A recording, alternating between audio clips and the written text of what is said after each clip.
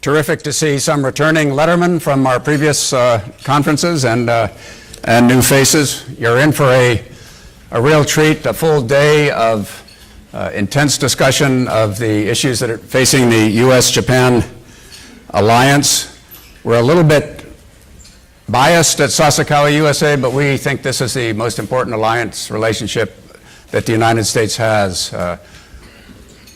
50,000 of our troops there, a strong partner who shares our values in a very important part of the world. So what happens with U.S.-Japan relations matters both for both of the countries themselves and for the region, and in fact for the world.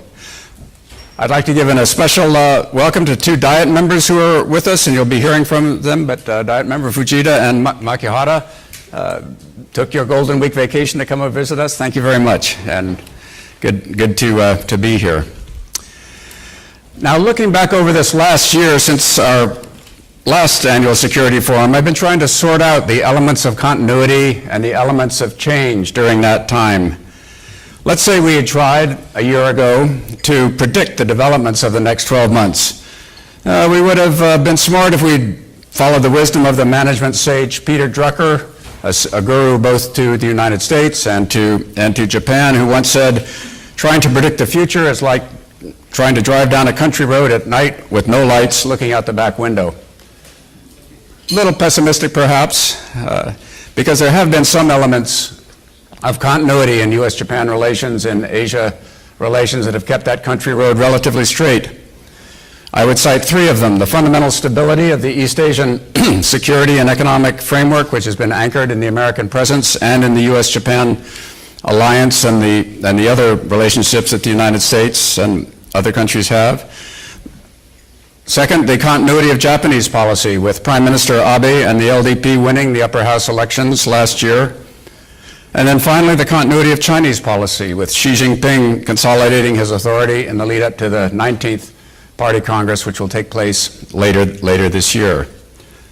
But there have also been disruptive elements that might have put the car into a ditch, and I would mention four of those. The first is our election here in the United States on November 8th, the election of President Rodrigo Duterte on May 9th of last year in the Philippines. In fact, that was only 3 days after our annual security forum that year. The impeachment of President Park in Republic of Korea on December 9th. And then the acceleration of the North Korean missile and nuclear weapons program, which has gone through the last 12 months, the most number of missile test attempts that North Korea has ever tried, and of course the continuing nuclear development program. So overall, I'd say we're still basically on that same country road. The East Asian security situation is fundamentally stable, anchored by the U.S.-Japan alliance. However, it is time to turn on the lights, look through the windshield. The next year promises to be very challenging for all of us. I mentioned the U.S. presence and the alliance system as a source of East Asian peace and prosperity, but there's more to it than that. Many have observed that Asia has far fewer established multilateral organizations to buffer shocks and to deal with emerging international issues. Europe is often cited as a positive contrary example. However, I would say that the events of the past year have really highlighted the resilience and the effective buffering effect of the more informal but very dense, very active multilateral and bilateral Asian relationships. By the same token, events have also exposed the limitations of the more formal and established European multilateral organizations against both outer and inner disruptive forces such as immigration, populist nationalism. South Korean-Japanese tensions over historical issues are often bemoaned when you're talking about America's allies. In addition, the Republic of Korea has gone through the wrenching process of impeaching its president over recent months. And these forces have tended to drive apart Japan and the Republic of Korea, countries that should be natural friends and allies based on both common democratic values and on their shared security interests. However, through all this turmoil, there's been a compensating trilateral mechanism that has been very active over the past 12 months. There have been substantive meetings among South Korea, Japan, and the United States at the level of defense ministers, vice foreign ministers, twice, foreign ministers, chiefs of defense staff, many lower levels. Trilateral military exercises have been held at least twice among these three countries, and South Korea and Japan have signed a General Security of Military Information Agreement. But these trilateral meetings have not been exclusive. At the same time, Japan, Korea, and the United States have also consulted extensively with China in both bilateral and multilateral bodies. There was a meeting of Japanese, South Korean, and Chinese foreign ministers in Tokyo in August, a G7 summit that included all of them in Japan in May, and a G20 meeting in China in September. Japanese and South Korean leaders and officials are in constant touch with China, and there have been countless U.S.-China meetings on both security and economic issues. So beneath these head-snapping political developments that tend to dominate the headlines, there are substantial elements of continuity that have been going on continually and in fact strengthening. The agreement on the historical issue of comfort women between the Republic of Korea and Japan will be reviewed by the next Korean administration.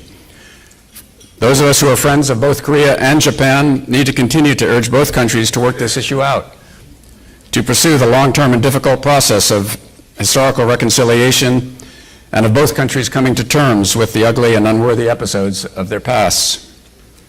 The current THAAD deployment issue will also test the strength and flexibility of the Northeast Asia web of security relationships. But if the past is any guide, the system will hold. The Republic of Korea will still be in close touch with its ally, the United States, its largest trading partner, China, and its former colonial master, Japan.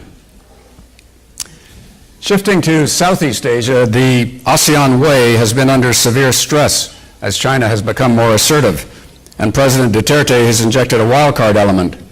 Nonetheless, the region is somewhat calmer actually today than it was when we gathered 12 months ago. China's aggressive actions of island building along with its obdurate diplomacy seem to have reached their limits, at least for the moment. They have been constrained by a range of compensating regional and international reactions. The United States dramatically increased its military presence in the region. Japan's diplomacy and security assistance to other claimant countries has been ramped up. Although Vietnam, Indonesia, and the Philippines have declined all to take China on directly, none has backed down from its South China Sea claims. After decades of neglect, even the Philippines has lately decided to reinforce the facilities and personnel on the 9 islands that it claims. And China has basically followed its earlier pledge not to militarize its enlarged islands in the Spratlys, and has for the moment allowed Philippine fishing in Scarborough Shoals. A very important factor has been the 12 July 2016 ruling by the Law of the Sea Permanent Court of Arbitration. That very straightforward opinion concluded, China's claims to historic rights or other sovereign rights or jurisdiction with respect to the maritime areas of the South China Sea encompassed by the relevant part of the 9-dash line are contrary to the convention and without lawful effect. Pretty definitive statement. Although China has rejected that ruling, its ratification of the UN Convention on the Law of the Sea, which allows for no appeal from Permanent Court of Arbitration rulings, the general precedential power of the PCA have undermined any basis for its expansive actions in the South China Sea, except pure power. So for a combination of reasons, the South China Sea is calmer than it was a year ago. East Asia does not have a single international organization to handle security issues. However, this dynamic and flexible web of relationships and organization maintains a restraining effect on disruptive forces. It generally tends to keep things moving in a positive direction. Now, turning to U.S. Japan relations in particular, the news has been generally positive over the last 12 months. Okinawa has continued, as it has for many years past, to throw up the most difficult U.S. Japan bilateral issues.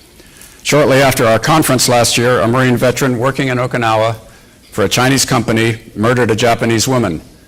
In December, an MV-22 Osprey ditched off the Okinawa coast. The governments of both countries handled these incidents well, consulting closely, drawing lessons from the incidents, improving procedures to prevent reoccurrences of similar incidents. And then on the positive side, after a long legal pause, a 27 December 2016 decision by the Japanese Supreme Court has cleared the way for construction at Camp Schwab to resume. Meanwhile, the implementation of the Bilateral Defense Guidelines Update of 2015 has proceeded smoothly. In November of last year, U.S. and Japanese forces conducted a joint amphibious exercise on Tinian Island. Amazing when you think about it. They conducted a combined exercise on an island that each invaded and captured from the other about 75 years ago. And in the last few days, as we've read, the new helicopter carrier Izumo deployed to support an American oiler in the Western Pacific. President Obama's visit to Hiroshima on May 27th, Prime Minister Abe's visit to Pearl Harbor on December 27th were major steps in dealing with historical issues that still cast long shadows over Asia. Let's hope that those who nurse these historical enmities can hear President Obama's words. We're not bound by genetic code to repeat the mistakes of the past. We can learn, we can choose, we can tell our children a different story, one that describes a common humanity, one that makes war less likely and cruelty less easily accepted. Or let us hope they hear Prime Minister Abe's words. The horrors of war have not been eradicated from the surface of the world. There is no end to the spiral where hatred creates hatred. The world needs the spirit of tolerance and the power of reconciliation now, and especially now.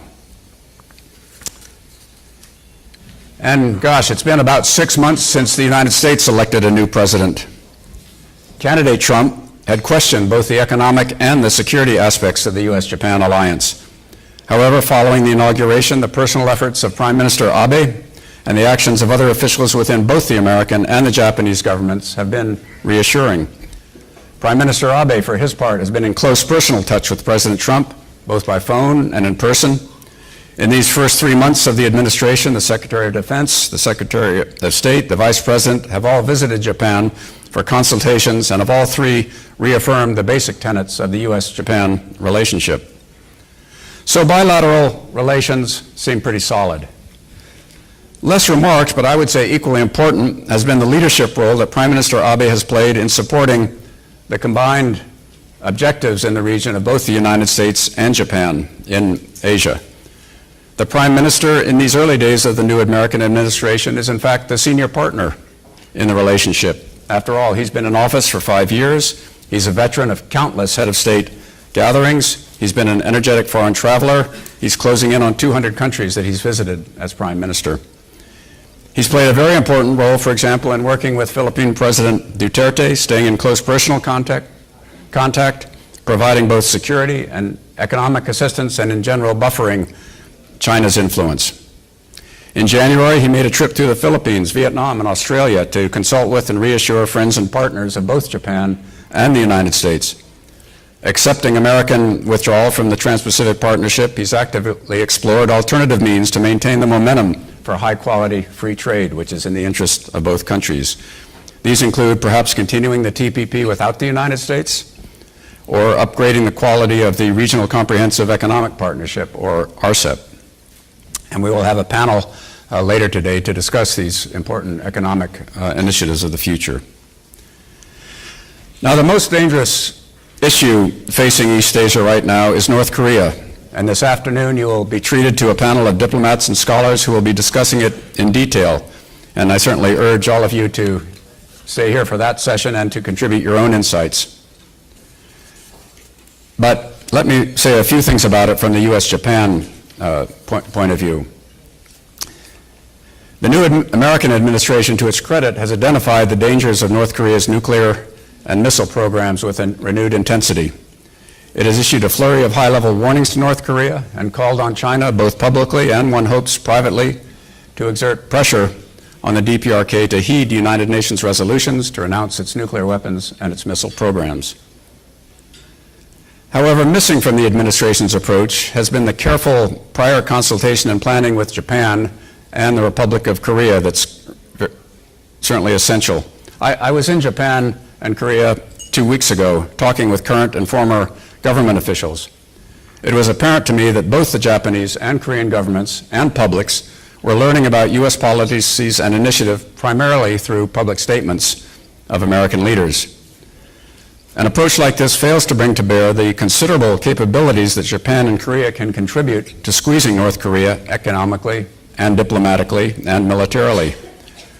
More important, because it is South Korea and Japan that are on the front lines of this confrontation, failure to form policies and plans with them ahead of time risks mistrust, even if nothing comes of the current American initiatives, and grave damage to the alliance if conflict breaks out. U.S. policy in East Asia is always better when the road to Beijing leads through Tokyo and Seoul. I hope and I tend to believe that the lack of deep alliance consultation and cooperation is more a function of the slow filling of sub-cabinet positions in the new administration, the absence of ambassadors on post in both Tokyo and Seoul, rather than some intentional unilateral approach that bypasses alliance partners in favor of relying on China. However, whatever the factors are involved, alliance consultation needs to be improved on this vital issue. In the six-party talks, for example, back in 2003 to 2009, Japan and the United States were strongly aligned, both in favor of strong sanctions on the DPRK to force denuclearization. There was careful consultation between the two governments on every aspect of dealing with North Korea. During the Obama administration, strategic patience required little consultation and combined policy. Now, it's true that neither approach discernibly slowed the North Korean programs. To paraphrase a statement made during the Cold War about the Soviet Union, we talk, they continue their programs. We don't talk, they continue their programs. But nonetheless, at the end of this process, the important things for the United States were that our core alliances were just as strong at the end of these processes as they were at the start, and whatever happens in the region, that has to be job one. However, with patience now exhausted, with intense American focus on this issue, we need to work even more closely with our longtime frontline allies in the region.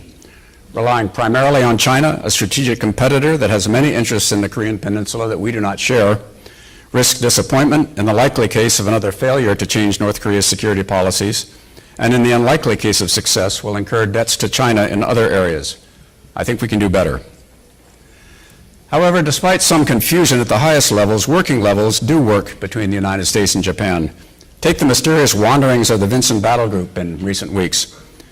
Apparently, high-level leadership here in Washington was not quite aware where the battle group was and what it was doing. In contrast, the government of Japan was well enough informed to send 2 Japanese ships to exercise with the Vincent in the South China Sea. Alliances do work, and they are, in fact, the most important advantage that the United States has in the important region of East Asia. Now, we've got a wonderful set of speakers and panels today to cover the full range of U.S.-Japan issues, security, economic, regional, political. So let's get to them. Thank you very much.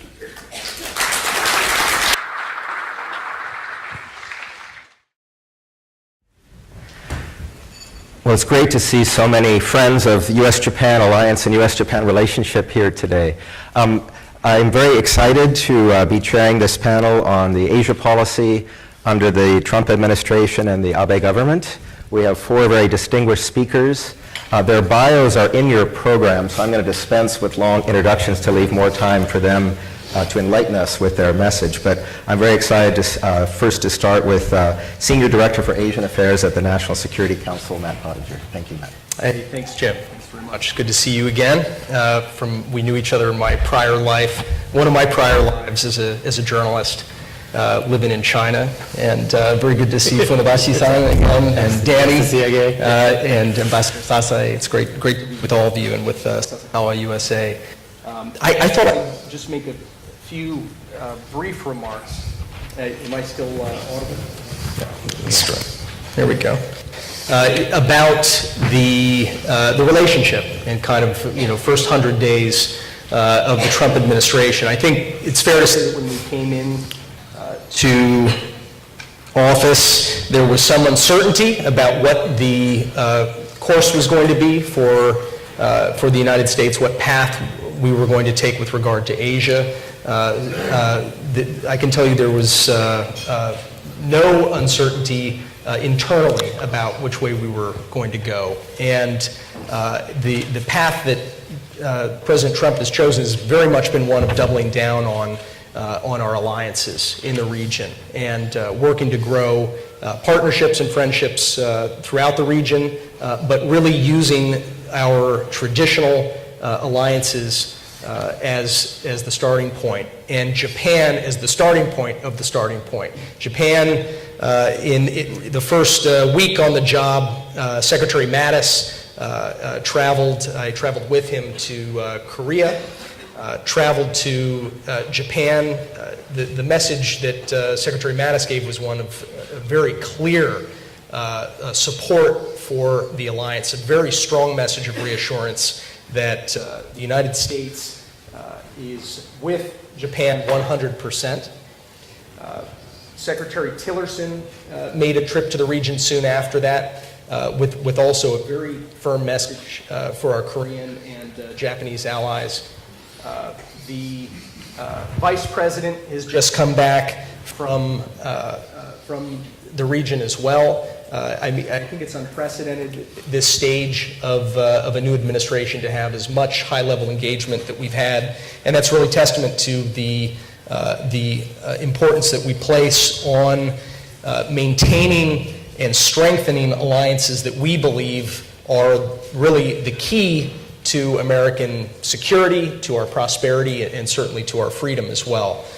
I want to talk a little bit about the personal relationship between the two most important actors in the bilateral relationship, and of course that's President Trump and Prime Minister Shinzo Abe. So they met one another soon after the election when Prime Minister Abe quickly came to New York to visit President Trump at Trump Tower. They had an excellent rapport with one another and an excellent exchange that built momentum for an early visit after the inauguration. And it was just a couple weeks in to the administration, really, that Prime Minister Abe came out to visit President Trump at the White House, have a working lunch and meeting at the Oval Office, and then we all piled on to Air Force One together and flew down to Mar-a-Lago for a weekend of meetings between senior members of our teams and meetings and quite a lot of golf between the two leaders down in Mar-a-Lago. So I think that what you have with this cornerstone is a foundation upon which to continue building the trilateral relationship with South Korea. It is really the linchpin for dealing with a host of security issues in the region, the most urgent of which, of course, is North Korea. And so we are working very, very closely with our Korean and Japanese allies on both in formulating a strategy and now in executing that strategy. The president speaks with the acting president of Korea, has spoken to him on several occasions. He speaks with Prime Minister Abe regularly on the phone, and I think that you're going to see further momentum build for what is really a pressure campaign to bring about, hey, thanks very much, the pressure campaign to get North Korea to begin reducing the threat. I'm sure we'll have a lot of questions about that, which I'm going to be happy to answer in a few minutes, but I want to turn to my colleagues here to make some opening remarks first. Thank you very much. Dr. Funabashi. Well, thank you, Jim. It's a great honor to be here. Particularly, I feel very much privileged to share this panel with such a distinguished government officials. First, I would like to say we are still shell-shocked to see the United States abandoning TPP. It really feels like the second major shock in U.S. Japan relations. We experienced the first one, Nixon shock, in 1971, when Nixon declared he would visit China. And that actually signified a monumental change of the regional order, which really sparked that fear over that stability of U.S.-Japan relations. That was then followed by the undermining that elements of the Bretton Woods system in the ensuing dollar shock, right? So this the United States withdrawal from TPP really may be the second biggest shock that we have gone through over the past 70 years. It just has started this crisis over the trade issues and trade regime issues. It could trigger trade wars in the Asia-Pacific, even on a global scale. If that should be the case, I think that this administration's trade policy perhaps could be equivalent to a smooth or holy act in the 21st century. So it is no wonder why the Japanese people are so nervous about that, the future direction of the U.S.-Japan relationship. I just read one opinion poll in Mainichi Shimbun. The public opinion of the views which the U.S.-Japan relationship would deteriorate were as high as 83% when Mr. Trump became president. So this risk is, in my view, unprecedented. And we should not underestimate that enormity of that challenges ahead. The ASEAN perhaps may be the first potential casualty of this trade policy, which is so much focused on bilateralism. ASEAN already has put under considerable pressure by China employing the divide and rule, or put it more precisely, divide and trade. So ASEAN and ASEAN, the prospect of ASEAN integration now risks being eroded and undercut. This is where Japan actually enters. The Japanese government now has decided to maintain the TPP framework and, in other words, pursue TPP 11. And I strongly support this decision. And it is encouraging to see the chief negotiators meeting taking place today and tomorrow in Toronto, Canada, after their inaugural meeting in Chile in March. Why exactly is TPP still very much important? I think there are various reasons, but first and foremost, it really holds that strategic importance as Chinese state enterprises are challenging WTO rules on massive scale. And China pushes forward extremely monopolistic industrial policy, and while keeping and even trying to protect close, I should say, the domestic market, particularly digital market. So that would, certainly has already had a very much stifling effects on free trade in Asia Pacific. So we really need to develop a new trade regime to push back and to maintain the liberal international order. So I think that's the first part of my presentation. Second part, on the security front, as Matt said, I think it is very much reassuring to see that Abe-Trump summit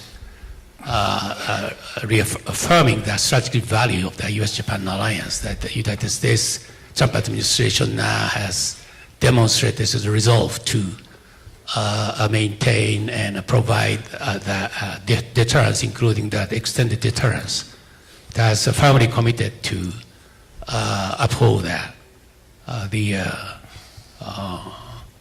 treaty obligation and maintaining that for the presence.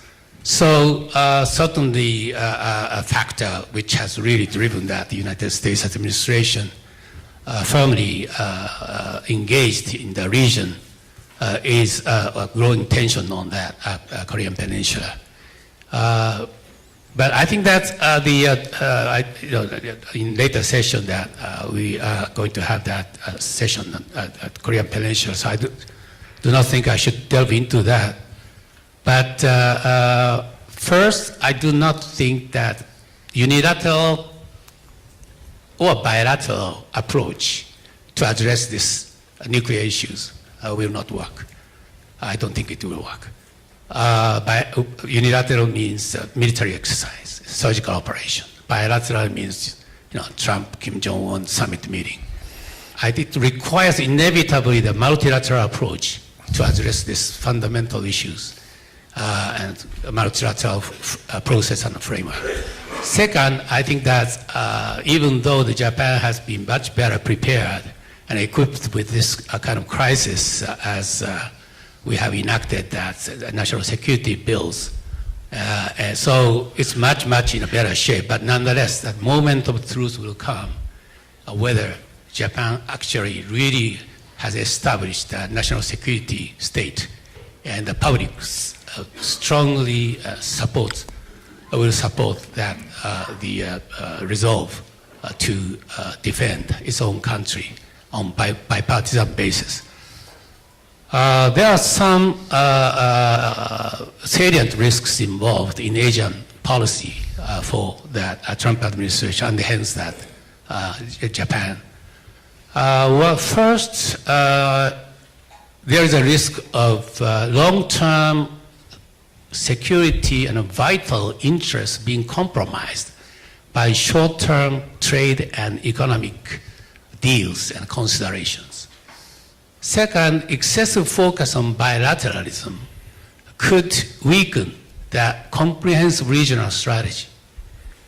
And third, there is a risk of the United States being tempted to play Japan and China off against each other as the United States pursuing offshore balancing strategy.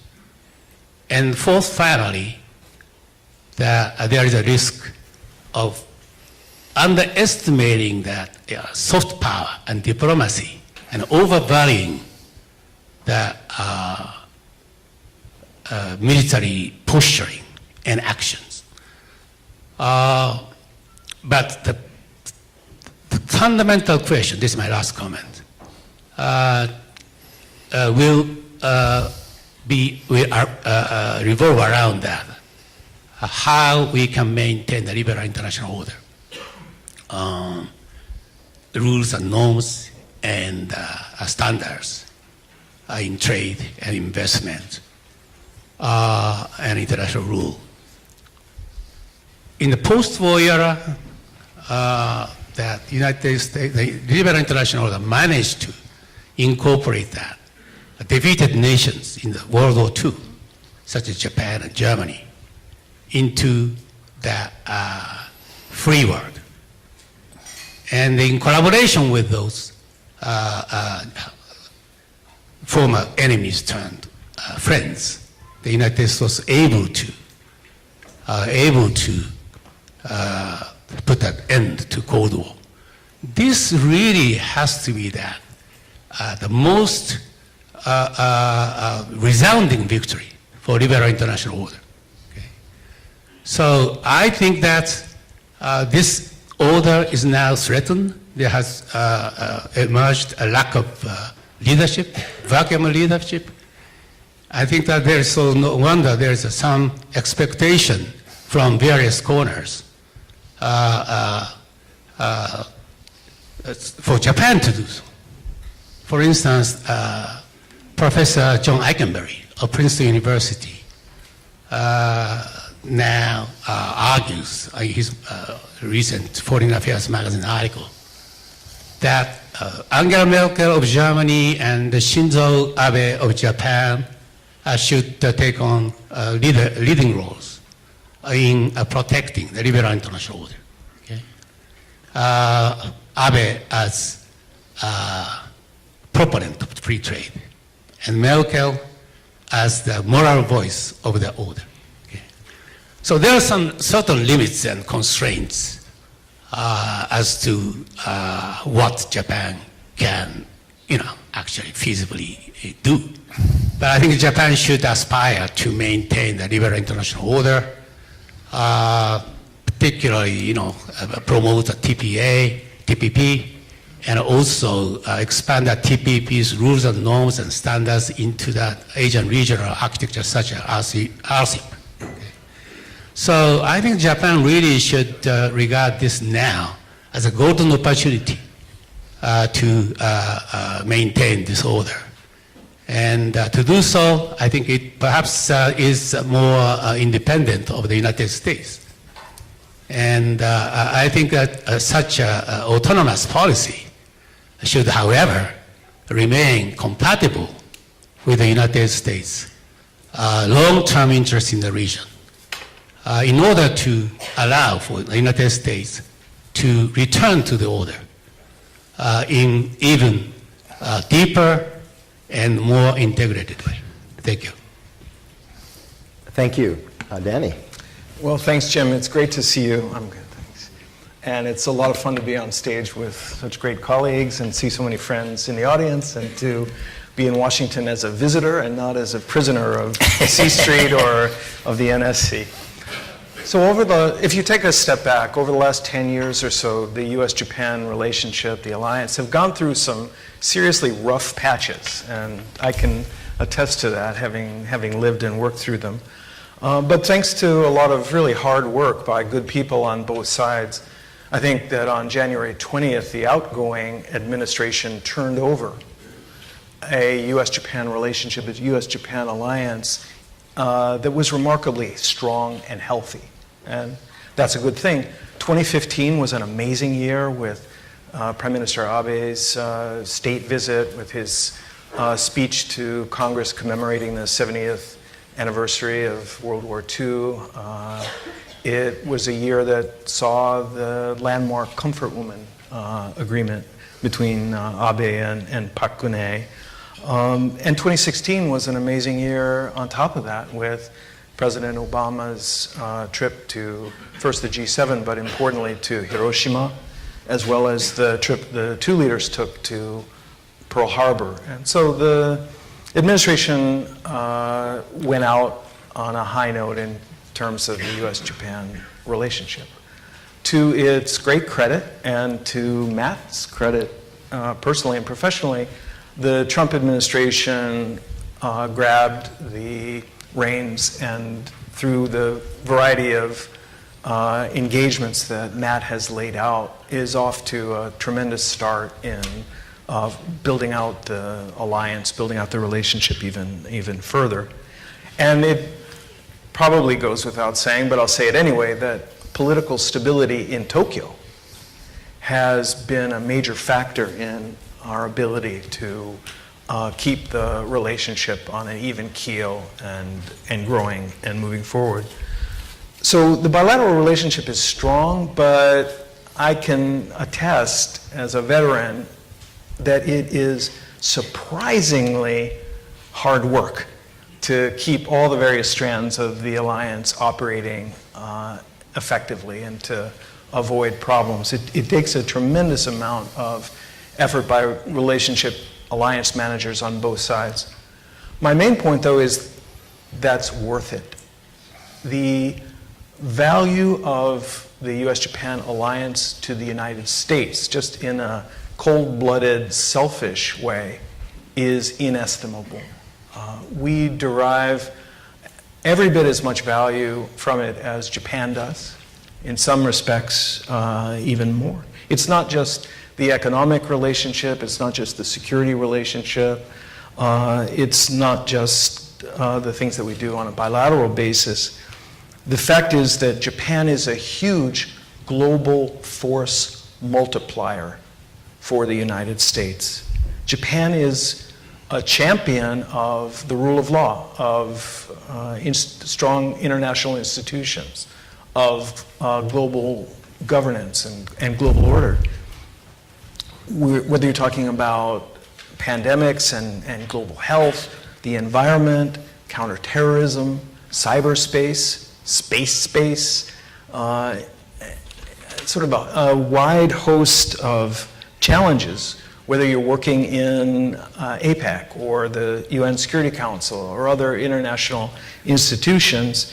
From the US perspective, Japan's contribution is a significant net positive, and that continues in regional hotspots pretty far afield, South Sudan, in Iraq, in Afghanistan. So there's a lot of value to be had there. It's worth protecting. I know I'm preaching to the choir on that subject. But when I look ahead, I think I can see about 6 variables, 6 areas that are potential significant points of friction that we need to recognize have the potential of adversely affecting our high-performing, steady alliance. The first is the one that Funabashi-san mentioned, our trade relations in the aftermath of TPP.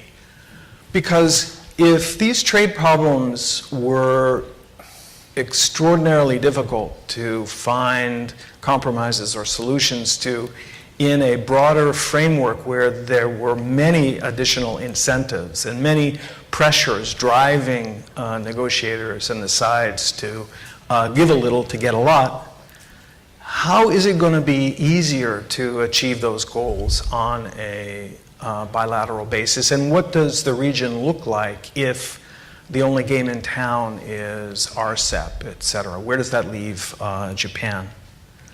The second space to watch and to manage is a traditional area of focus and often concern in the alliance, which is the U.S. forces realignment and Okinawa. Now, there's been tremendous progress over the years against significant headwinds, but we all know that the alliance is only one incident, one accident, one tragic criminal act away from a crisis, and that warrants hard management. North Korea. Japan is increasingly at physical risk from North Korea's nuclear and missile programs. That's a significant ongoing change. But would a heavy focus on China as the solution, China as the country with leverage, if not influence, will that create a divergence of interests between the U.S. approach to North Korea and Japan's interests and equities? That's a problem to be managed and to watch carefully. I'd say fourth is China relations writ large. Now, there's certainly a difference between the way that China treats Japan and the way that China treats the United States.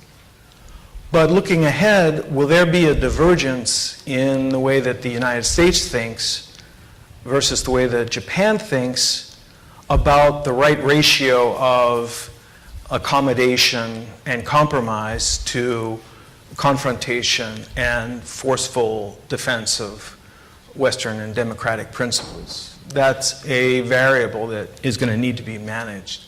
And speaking of China brings me to the fifth area, which is, of course, the Senkakus.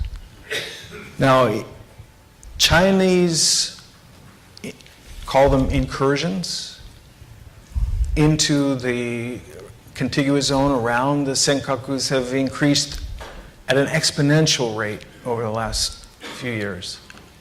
Now, I know that the Senkakus are very, very different than the Spratlys. But does the fact that the recent ASEAN summit tempered its language on the South China Sea suggest to some that a strategy of incremental incursions, salami slicing, boiling frog, that this strategy is effective? And if so, what are the implications for the alliance and the Senkakus? The last variable, in my view, is Japan-Korea relations. We'll see where things land after May 9th, but all 5 of the candidates for the presidency there are on record saying that they're in favor of reopening the Comfort Women Agreement reached in 2015. Well, anyone who has looked at this issue knows that to reopen a final and irreversible agreement of this sensitivity and this magnitude is to punch a hole beneath the waterline in a relationship that is critical to U.S. national security interests, particularly in a time like this, where we're facing off against an increasingly threatening North Korea. Now, I know that most of these issues are going to be taken up in one form or another in the course of the conference today, and I think that's very important, and I look forward to hearing where you come out. And I raise these issues not because I'm at all pessimistic, but because we have so much at stake in the effective functioning of the alliance that we simply can't afford to be complacent. Thank you. Thank you, Danny. And now I'll turn the floor over to Ambassador Sasai, but one comment. When I was in Tokyo, I turned on the television and saw you throwing out the first pitch at the Nationals game. Yeah. And I was very impressed with your pitching form, so we thought it was appropriate. You could be our 4th hitter today. Sweet hitter. You did good. Well, thank you, Jim. I want to say, first of all, thank you very much for having me to Domino Breer and Sasakawa USA. It's a very opportune timing for us to address the issues in front of us. This is basically designed to discuss the issues under the Prime Minister Abe's and new President, Trump's. But I want to be fair as ambassador, since I'm ambassador for last 4 years and 5 or 6 months. But most of the time I was with the Obama administration. Danny was working hard.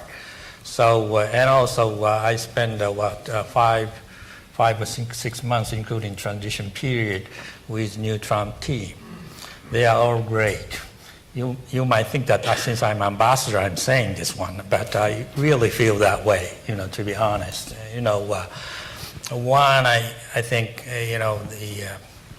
over the course of 4 or 5 years, I think we were saying that this Japan-U.S. alliance is a common goods, common instrument of the alliance in the context of Asia-Pacific peace and stability. This is a cliche, but I feel more keenly about the meaning of that. And of course, there is some different views about how you place emphasis and priority of the issues. But over the years, I think our relationships became more stable, better, and stronger, both in the security dimensions and the policy consultations, and even economic dimensions. Also, Funabashi-san expressed some concerns evolving about some of the policies, debates in this country. But on the whole, if you look at the trend of this relationship, I think we are going right direction, and I'm quite sure about it. And having said it, I want to say a couple of things about how I feel from Japanese point of view about our relationship.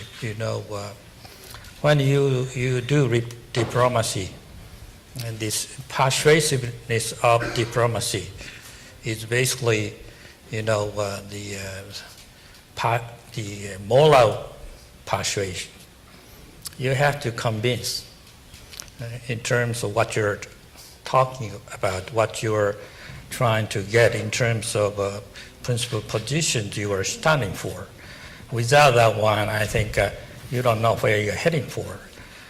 But with that, is that sufficient? I think question is no, because you have to have the power to enforce. And that comes around with the fact that you can't simply talk about the things. You have to enforce and implement it. That would require the power. And the power means that both military, security, and economic. And for that, I think possibly what I want to say is that we could do better. I think we have building up good relationship over the years.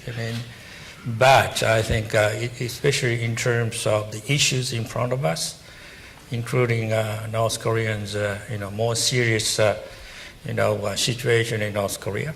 I think more assertive China. I don't put this into the same category, but more robust trade policy, if there is any. From the United States, and these are some things that we have to address. And from my point of view, this Trump administration is doing great so far, showing all this commitment strong. And as Matt pointed out, I think our relationship between the leaders is great, and they are frequently communicating, possibly very frequent, I would say. And that's good for me to see that. I don't have any trouble in fixing all these telephone calls and meeting. That's great, thank you. And number two is that, all this show of strength when it comes to North Korea. The other day, State Secretary Tillerson delivered a very good speech in New York. He was talking about the commitment and strength and peace by strength. I think that's important. And I think it's not simply showing the military presence power. That includes coalitions and friends and allies. And when it comes to North Korea, I think we are doing right to try to get China on board, to get China to exercise more of the pressure. And I think for some time we were kind of tried to be not to talk about too much pressure upon China. I think now we are more vocal in talking about Chinese role to be played. I think that could help possibly, because for the first time we see the more serious sign China is doing the work. I want to see more of that.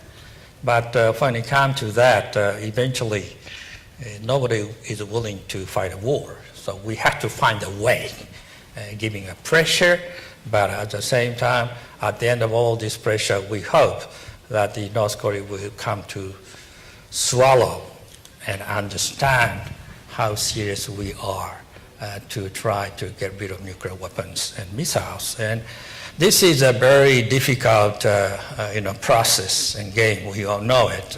For many years we have tried negotiate with them, and that didn't go well, and we repeated the stuff. So the question, how could it be different this time? I think that's a serious question we have to address. Possibly there'll be another session coming in during the course of the day. I'm interested in listening to that. And number two is that all these Chinese questions, I think, Danny was talking about the relationship between the U.S. and Japan, and U.S. China, and China and Japan. This is a very delicate triangular relationship. We recognize it, and but increasingly, potentially, we see this is a common understanding that China has expanded its influence, primarily by expanding its maritime presence in the regions, and there is no sign that they will stop it. The question is, how is this influence building we could cope with in a more positive way, not necessarily a negative way. So if China would continue to be a more positive and cooperative on the solutions of the North Korean agenda, if that is a high priority issue, how could we deal with other issues? I think the question is, we shouldn't really connect one issue to another too much. I think we should look at the issue on its own sake, whether it's trade issues or maritime issues or collaboration on North Korea issues. I think it's wrong to use trade, what you would say and address on the North Korea to the other issues on the front. I think they are different kind of agenda we need to address. And finally, on the trade agenda,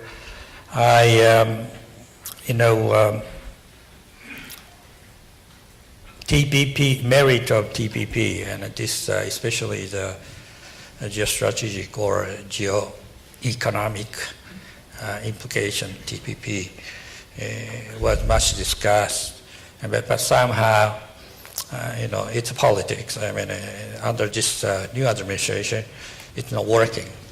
So I don't think, as far as the United States is concerned, and I think for the moment TPP is not working. So I think that's why we decided and agree with the new government to discuss what would be the bilateral framework. And we just started to kick off the economic dialogue, and we are seriously going to address these issues. Not in a way to,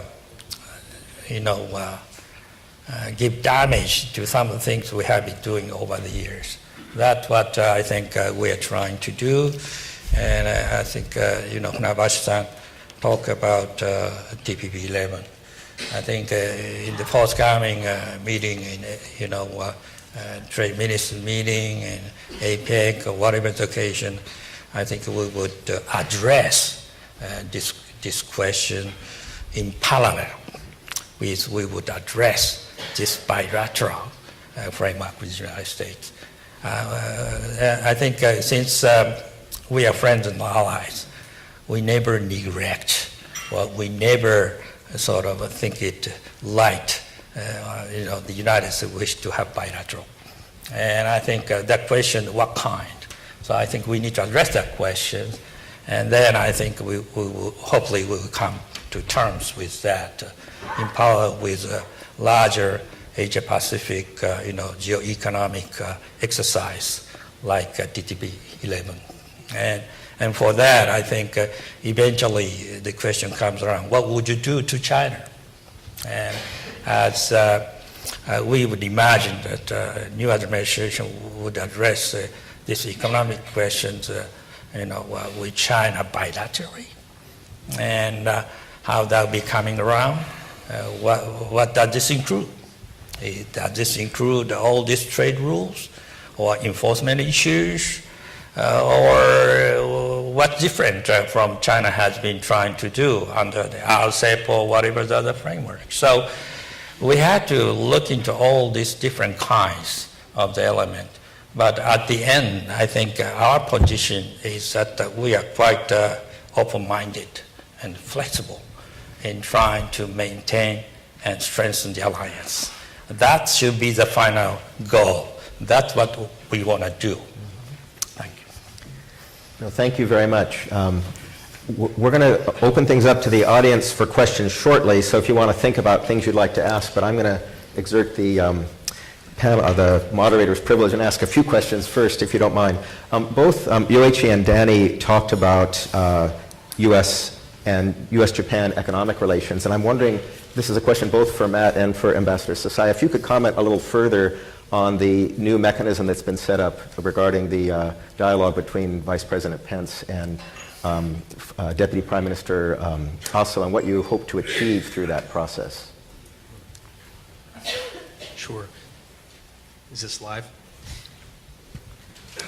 I think, just to start, I think it would be worth taking a deep breath and not overstating the impact of the Trump administration's withdrawal from TPP. There are a lot of things that remain unchanged. For example, the United States and Japan together account for 30% of the world economy. Japan and the United States are like-minded in wanting to strengthen a rules-based liberal order, and that is a free market order that encourages reform in those countries that have chosen sort of a statist industrial policy that we think is problematic for growing free trade.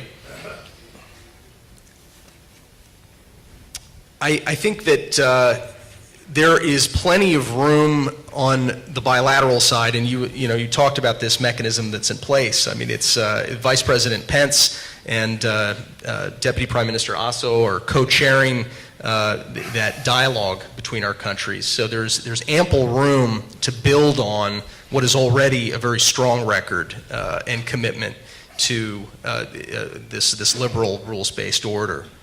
But Ambassador Sasai, I don't know if you have something. Okay, I think that was a good kickoff a couple of weeks ago between Vice President Pence and Deputy Prime Minister Aso.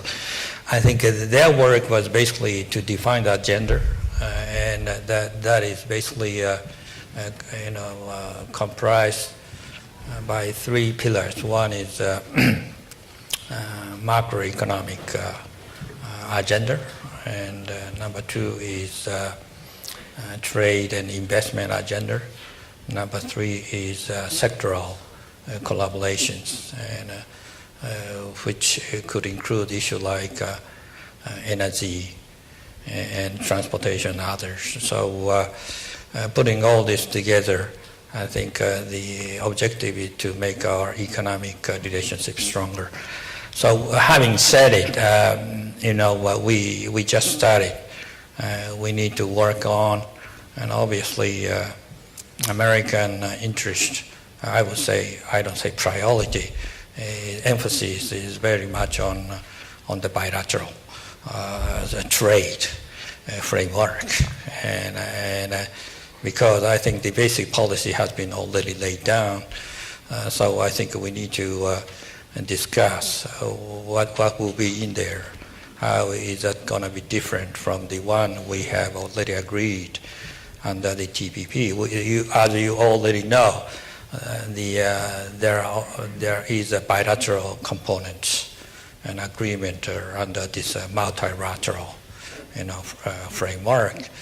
Most of the multilateral parts are basically rule issues, but when it comes to market access issues, for example, they are all bilateral, not only between Japan and the United States, Japan with other 10 countries. So that was there. So what we are trying to get understanding from the United States is that we can't simply go for bilateral with the United States. We need to take care of the other countries in the region, how you would do. And I understand that the United States are thinking of also going for bilateral, reviewing all this the existing trade agreement under the president, order, and the president is asking the government to come up with a report, within a certain period of time, and so all this American review of the policy goes parallel with our own bilateral discussions on the issues. So I hope that we don't have to go back to the old days back in 1980s or even 90s. We had bickering and pushing and all the issues. I think that age is over. We don't have to do it, and I think that is understood. But the question is if there is anything we could address, and why not? But the question is that that has to be addressed within the proper reasonable relationship, within the framework of alliance and friendship. And to be honest, I think we have to say that we are different from China in that perspective. That needs to be understood, and I think that is understood. Now, about the other issues, I think sectoral issues. I think the we like to be as much, positive in trying to achieve the objective of more employment and more growth. Obviously, one agenda or issues of this country is how you would improve the infrastructure, for example. That need to be still debated in this country in terms of government budget and financing. But in parallel with that, we are ready to place our own support to this infrastructure building, for example, high-speed railway and so forth. That was already addressed by the Prime Minister when he came over, even from the previous Obama administration. So this is an ongoing process, but this is just one of the examples. But this doesn't mean that we like to avoid some of the issues we have to confront. But we just want to see the issues, in perspective, so that if you look at the example of our own investment into the United States, I think all this impact of investment of employing American workers, there is no comparison to the days of when we were fighting a trade war. So I think all this need to be placed into perspective when we address some of the issues in front of us. Thank you very much. My next question will be for Yoichi and Danny.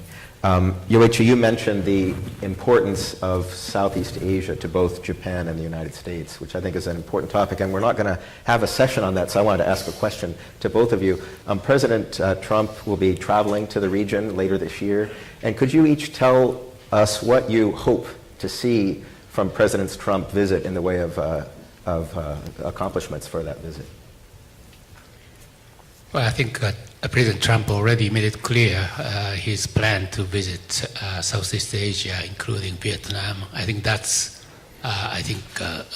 reassuring, first of all.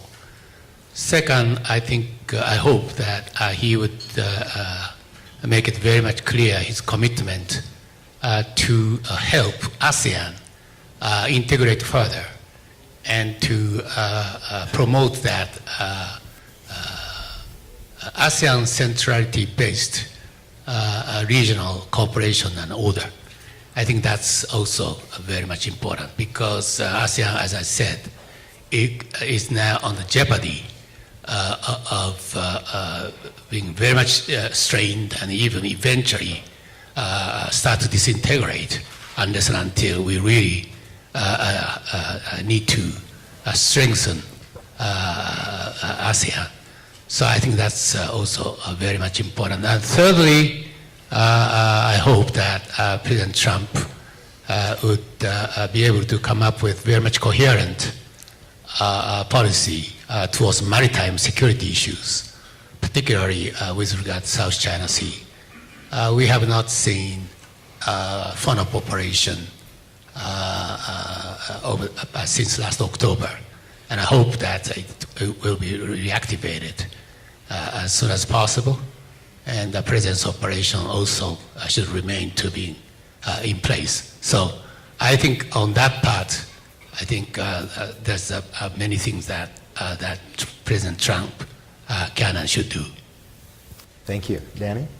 Jim, I agree very much with what Funabashi-san just said. I think the announcement by the Vice President when he visited the ASEAN headquarters in Jakarta that President Trump would attend both APEC and the East Asia Summit was tremendously reassuring and a very important signal of commitment.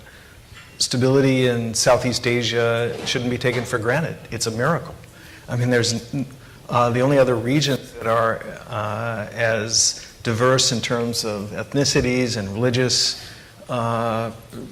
groups, as diverse and as burdened by historical enmities and disputes over borders and so on, are places like the Balkans and the Middle East.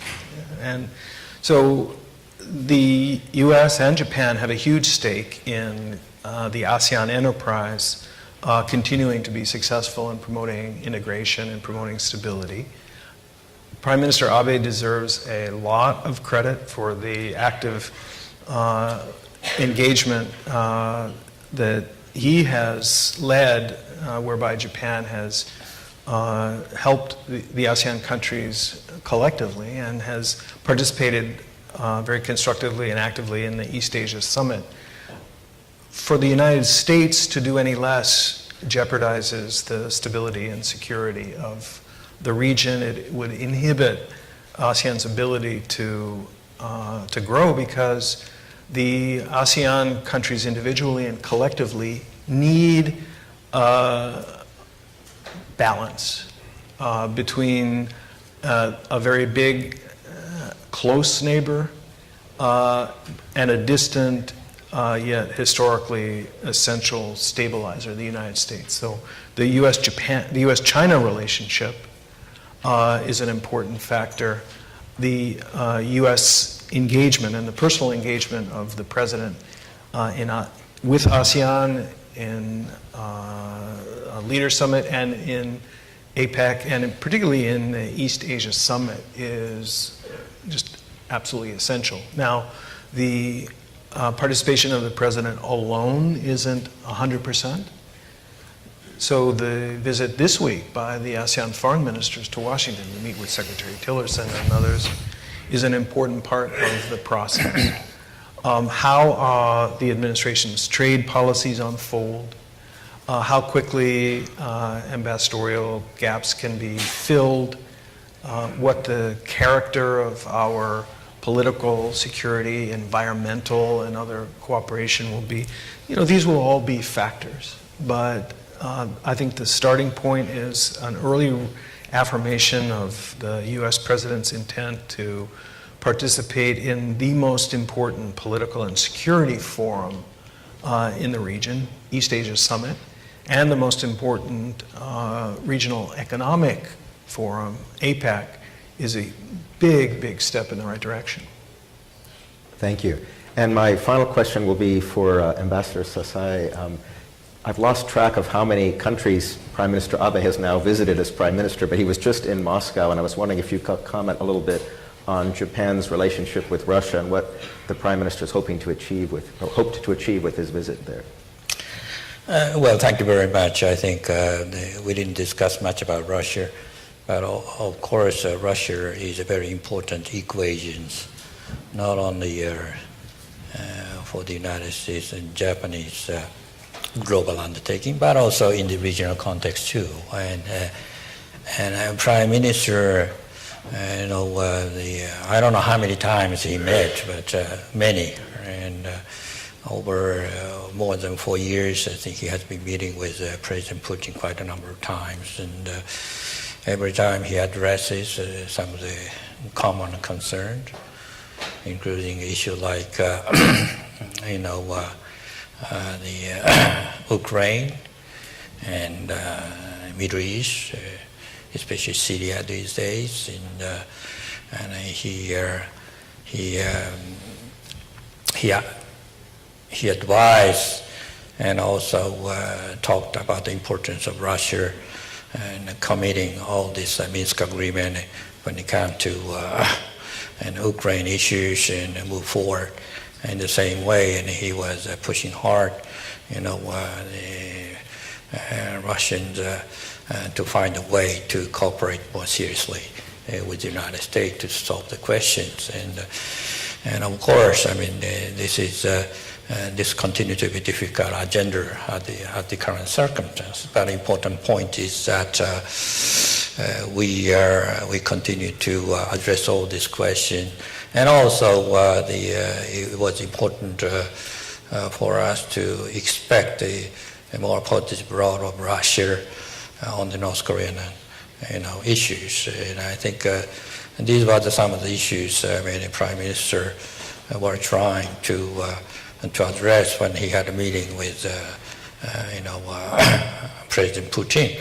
But of course, he was talking about this long-standing agenda, bilateral agenda with Russia, that is peace treaty issues, which include all this territorial agenda. And I think we we go step by step, and without sufficient attention, the involvement of the leadership, this long-standing difficult issue would not be resolved. So I think the Prime Minister spent time with President Putin, only talking by themselves, long hours, and address these questions. And I think I understand that they agreed on some of the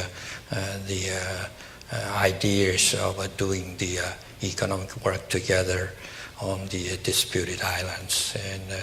And I think they are starting to work. And there is issues of former islanders, and going and visit all these former place they used to live, and there has to be easy access, and there was some discussion on the way, and to explore more fully what could be done as a joint economic undertakings on the region without damaging the legal positions of each other for the moment. So I think there was some discussion on the way, and it's a process, on the way for some time. And this could be standing together with a commitment as a part of G7, which is still, important in terms of addressing other, regional and global agenda. So for that,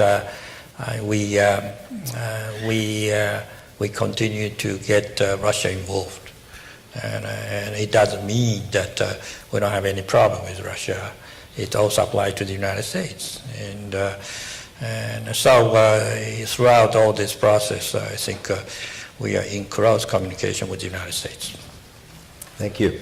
Okay, now I think we can have time for a few questions from the floor. I think there's a couple of microphones, is that right? So I'll recognize two people, and if two people can, we'll start here in the second row and then go to Chris for the second question.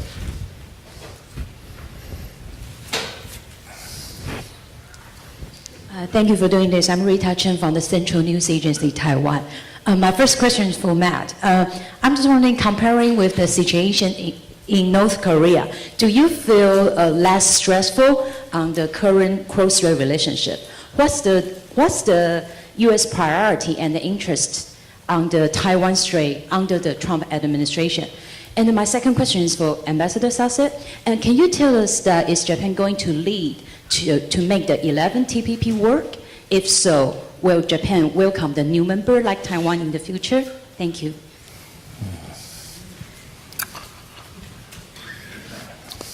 Thanks. So, of course, on Taiwan, the president reaffirmed our One China policy back in February. There's really been continuity in our policy going back now for decades. We are very much bound by the Taiwan Relations Act, bound to continue supporting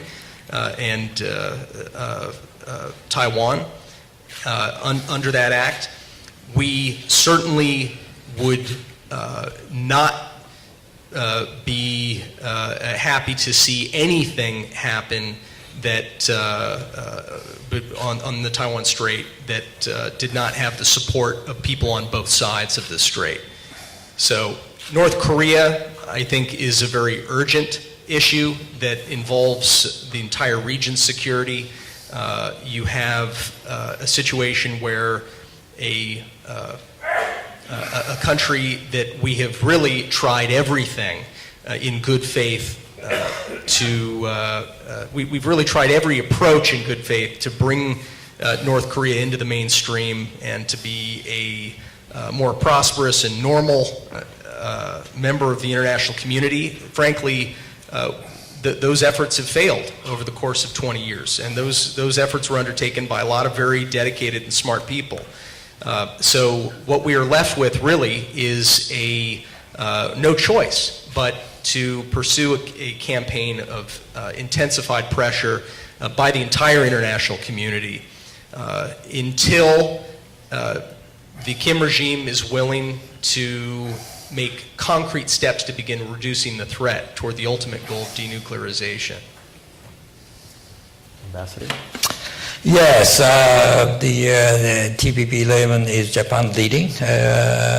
That's very interesting question because I think number one, I think there will be occasion that we would discuss and address within, say, a month or two time frame. And as you know, possibly there are vocal proponents of this TPP-11, like New Zealand and Australia, possibly, and some Latin American countries. So we have to figure out whether the other 10 are on board.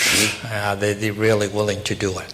And then I think if there are some majority consensus view that they are willing to do it, and then I think we would address that questions.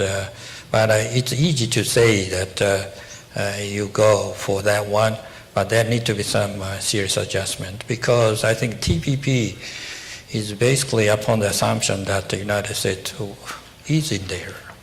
And so if the United States is out, what kind of adjustment we would need, not only market access issue, but also rule issues too.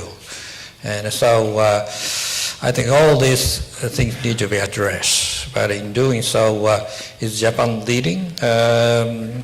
That's interesting questions. I want to be ambiguous about it at this juncture. I don't say strategic ambiguity, but we don't want to give too much expectations. But I don't want to be too much definitive in talking too much about it at this moment. We need to have some informal process, even with the United States too, on these issues. Number two, is Taiwan could be a part of this TPP? Is that what the questions? I think, to be honest, I think this, if there is any undertaking to be developed, this will be basically exercise among 11, I would say. And but in the future, as we move on, it's the same as the Asia-Pacific-wide trade agreement, which is addressed under the APEC, for example. And there are a lot of other countries who are interested in participating in TPP. That was the days when there was still hope together with the United States. So we shall see. And at this moment, we recognize that Taiwan is participating APEC and also a member of WTO. And so in terms of economic entity, I think if there is a will, I think there will be a future open way. But at this moment, I think it's basically could be the constellation for 11. Thank you. Chris? Is this on? Yes. No. Yes. Thanks very much. Chris Nelson with Sasakawa. A question primarily for Matt. I have the honor of chairing the North Korea panel later in the afternoon. It would be better if you could chair it, but probably you have to get back to work. So let me ask a couple of clarifying questions and then the main question. We've understood what has been said by administration officials, including the president, over the last couple of 3 weeks. The core U.S. policy remains denuclearization. That's the goal. But from hearing Secretary Tillerson, Admiral Harris in the last week or two, we're trying to reassure the North Koreans that we are not going for regime change. Most of the experts that we've all met with and talked with, how many years? No, Evans, 30? Say you can't get one without the other, that this regime is not going to denuclearize. Well, obviously that remains to be determined, but that's a contradiction, and we're wondering how you think that this can be finessed, given that concern. And for the short term, working from Sean Spicer's briefing yesterday, we're not quite clear what conditions need to be met, short of starting talks on denuclearization. Does that raise the question of the so-called freeze? The existential threat to the U.S. is being defined as an ICBM. Our South Korean and Japanese allies would point out they're already under existential threat from either conventional artillery or the existing missiles. How do we deal with the freeze question as the type of step that we might begin with to see if we could get around to our existential concern without implicitly accepting North Korea as an existing nuclear power because of what they already have? So, nice, simple question. Thanks so much. Yeah, so with North Korea, you're right that our policy is not one of seeking regime change, and you're also right that our ultimate goal is to achieve denuclearization of the peninsula. That's the goal that China shares with us. It's certainly the goal that our closest allies, including Korea and Japan, share with us. So the question of finessing is really one that's better addressed to the North Korean regime itself. I mean, what do we really think their goals are in attempting to build an arsenal of the worst weapons in the world? Some will sometimes argue that this is about creating a deterrent to protect the regime. There may be some truth to that, although many would also argue, myself included, that they've had a very robust conventional deterrent that's worked for many decades. So what is it that they are attempting to achieve? Because when we start to address some of the darker secondary aspects of why they are building, attempting to achieve this kind of an arsenal, we find some very disturbing answers. They have made no secret in conversations they've had with former American officials, for example, and others, that they want to use these weapons as an instrument of blackmail to achieve other goals, even including perhaps a coercive reunification of the Korean Peninsula one day, after they can attempt to coerce the United States to leave the peninsula and to abandon our alliances. It's also no secret that North Korea has proliferated just about every weapon system that they've ever created. So you get into some very dark territory there, which is why we have the responsibility. We really have no choice but to increase pressure on North Korea, to diplomatically isolate them, to bring greater economic pain to bear, until they are willing to make concrete steps to start reducing that threat. That is their choice to make. Ours has been clear. The international community has been clear on this with the UN Security Council resolutions that have been supported by several dozens of countries, and which we are now working to ensure that all of our partners around the world are responsible and thorough in actually implementing those resolutions and sanctions that they've already committed to. Okay, thank you very much. I think we're just about out of time here, but I did want to take a moment to thank our speakers, Matt and Ambassador Sasai, who have very busy jobs managing this, as Danny pointed out, it's worth doing, but it's a challenging relationship to manage, and also to Danny and Yoichi for coming from out of town to join us. So if I could ask for a round of applause for our speakers.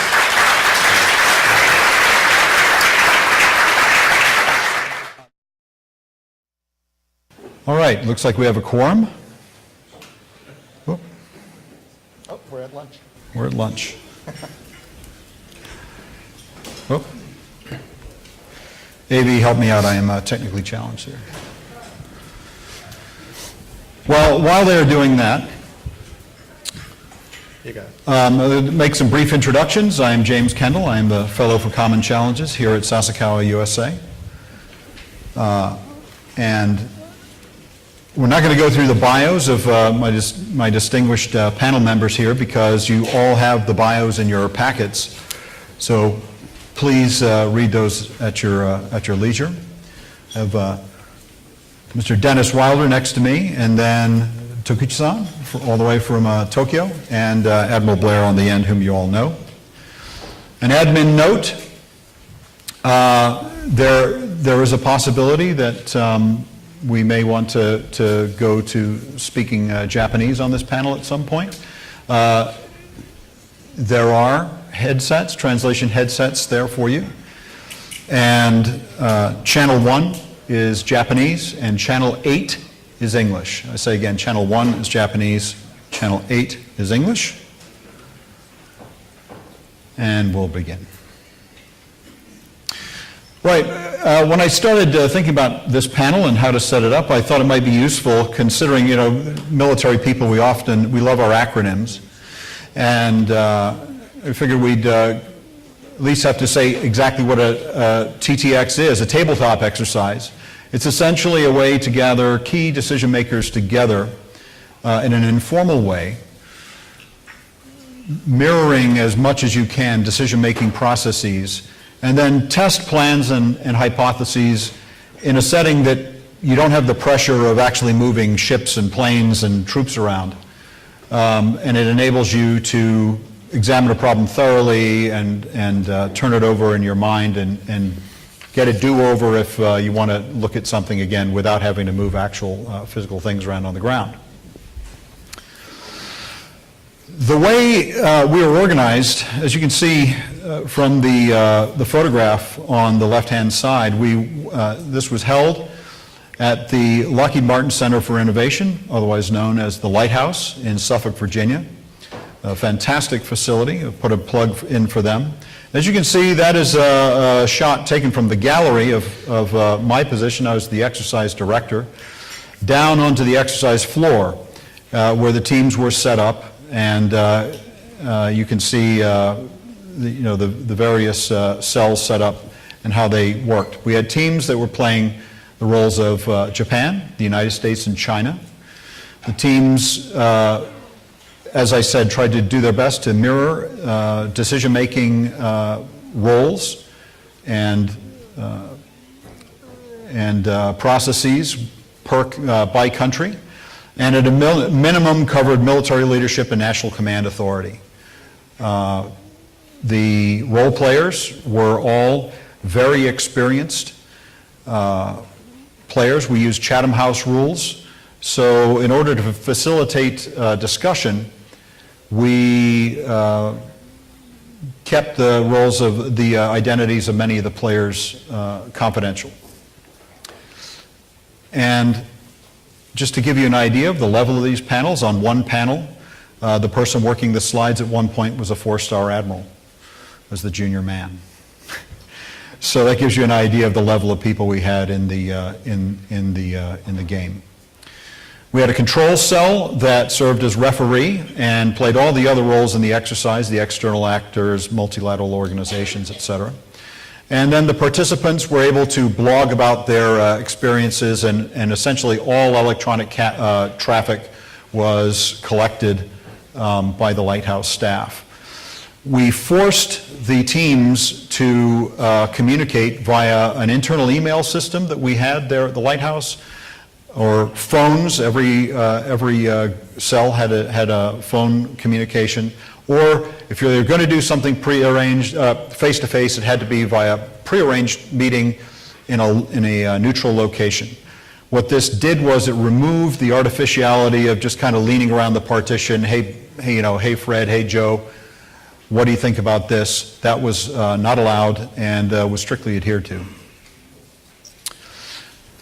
The organization of the exercise was made up. It was 3 days long, 2.5 days really. And we're going to talk about runs here. And runs were basically different scenarios. Every time we did a scenario, essentially a run, the run reset again, back to zero. And I'll talk about what our initial scenario was in a second, or overarching goals there. But as you can see, we ran 3 runs on day 1. 2 of them had 3 moves, 1 of them had 2 moves. Through China-initiated interactions, China made a move, Japan and the U.S. reacted, China made a counter move. We had a Japan, U.S.-initiated interaction, and how did that work? An incident-based interaction, the thing that most people think of when they think of what could possibly happen in a crisis in the Senkaku Islands, what could precipitate this? So we had an incident. Day 2, we had a deliberate seizure of the islands, and we'll talk about that because it's not what you might think.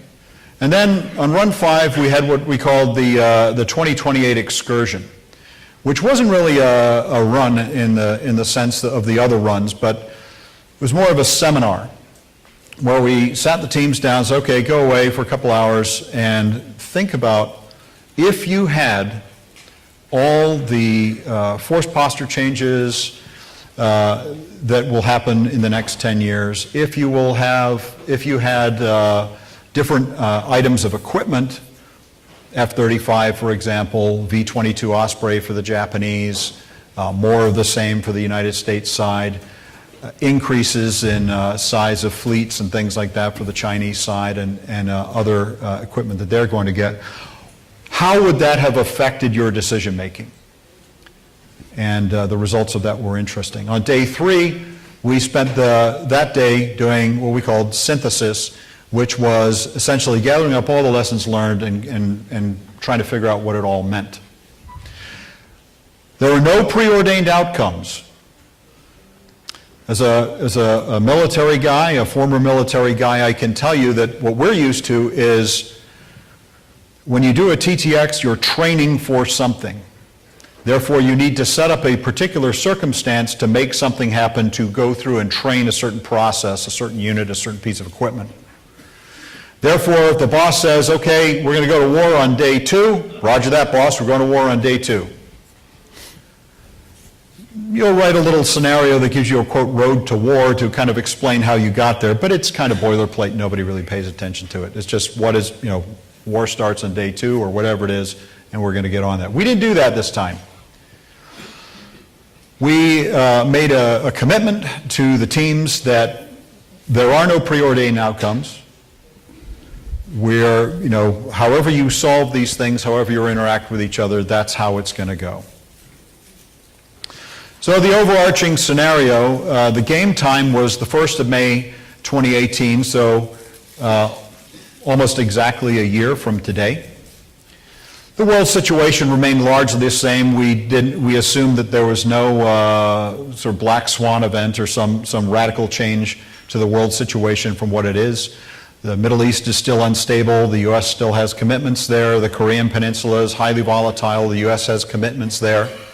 The East China Sea incursions by Chinese ships into Japanese controlled waters increased a little bit, as have the need to scramble. So pretty much a world that we would recognize.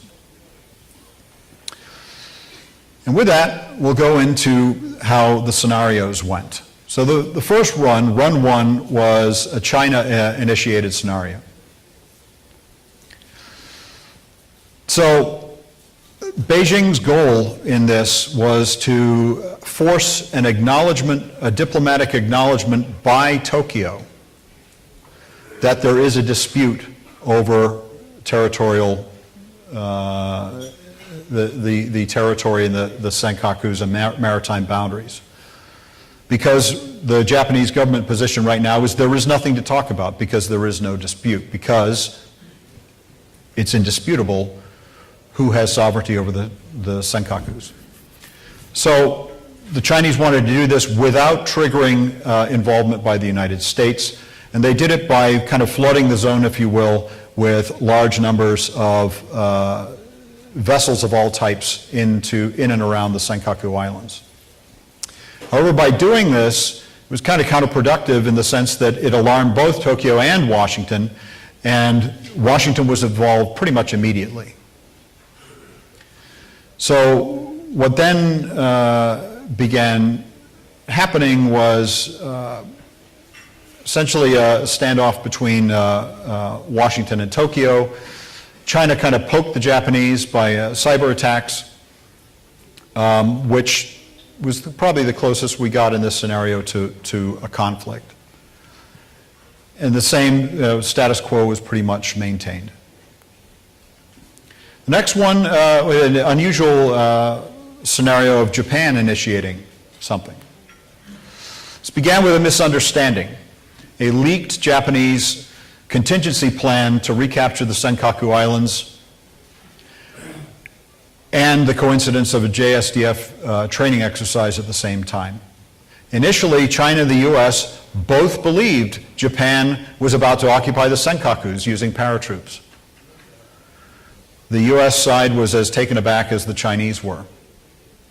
Beijing, as you might expect, threatened military action, and this precipitated a kind of a standoff which included, which spilled over into face-to-face negotiations where, again, Japan said, well, we're not going to do anything, but even if we were, it's none of your business. U.S. was put in an awkward position of trying to de-escalate while being a supportive ally. Eventually, Beijing was persuaded that Japan was not going to seize the islands, and that ended the turn. Next one was an incident-based run. Essentially, it was a collision between a China Coast Guard cutter and a Japan Coast Guard cutter.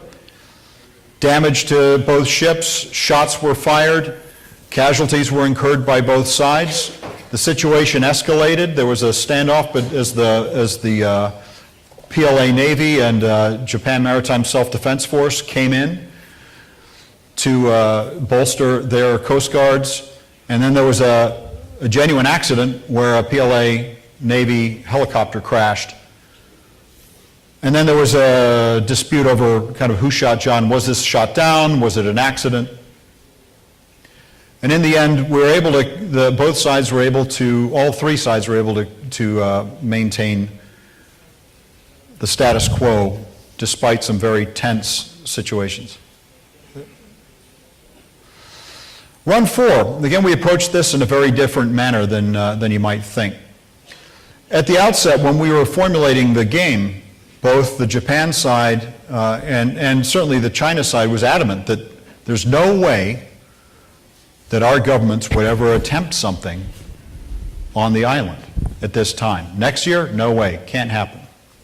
So what we did was it gave us sort of Deus Ex Machina kind of thing, where a previously unknown group of Japanese extremists landed on the island, began live streaming, and then declared the sovereignty, reaffirmed Japanese sovereignty over the islands.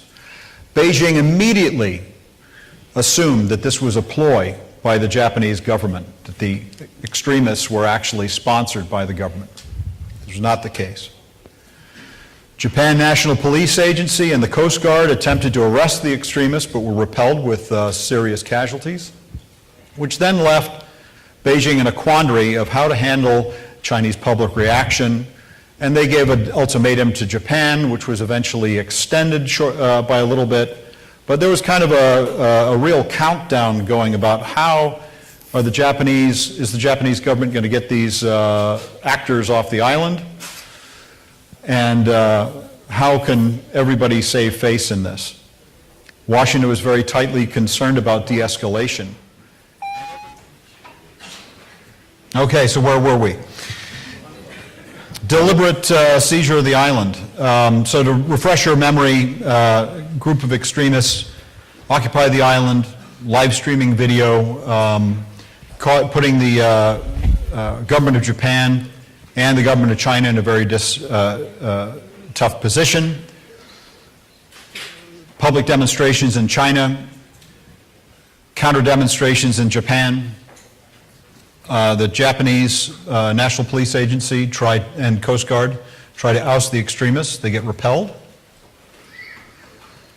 Beijing is under pressure here because they're worried about public opinion.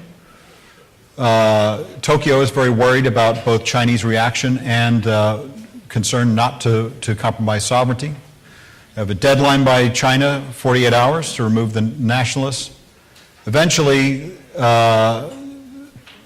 it was agreed to allow the Japanese government to remove the extremists by using the Coast Guard to fire ships' guns at the nationalists, at the extremists.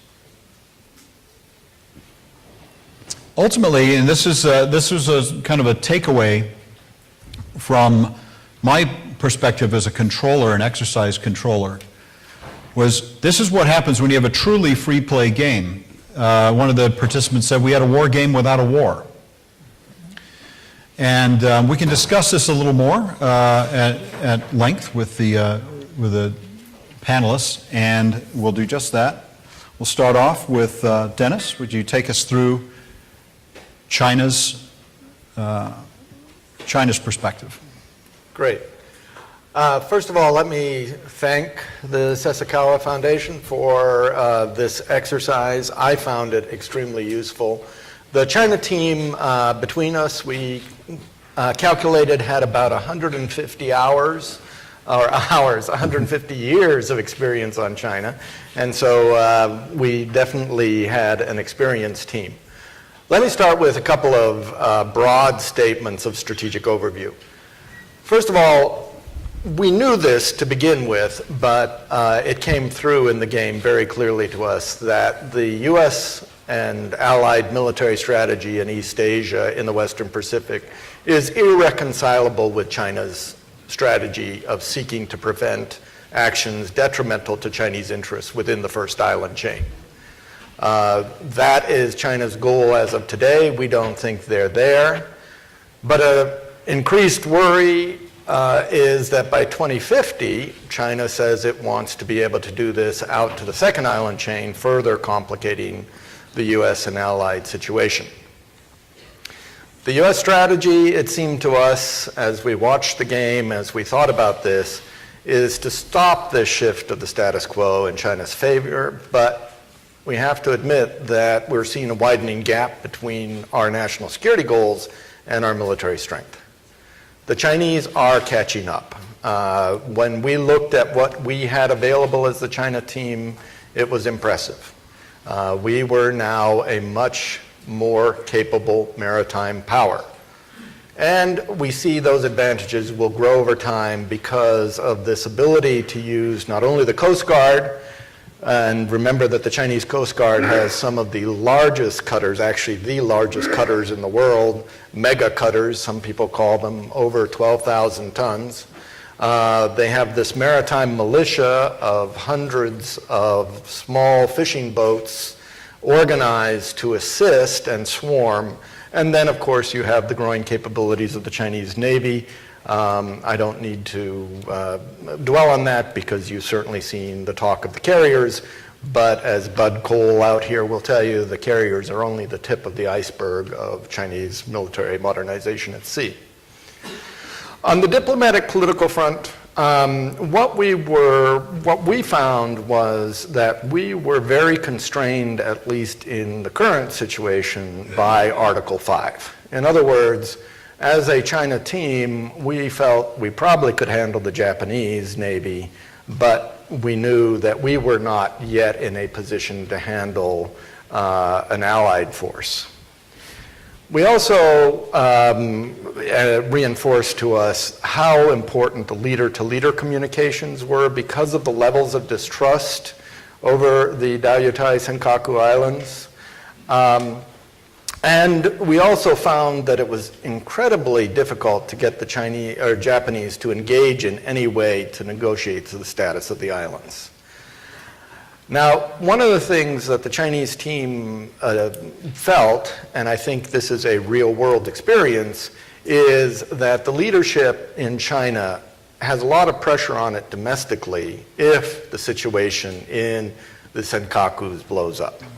In other words, that they feel very much nationalism on the line, and they want to diffuse the situation if they can at all do it quickly.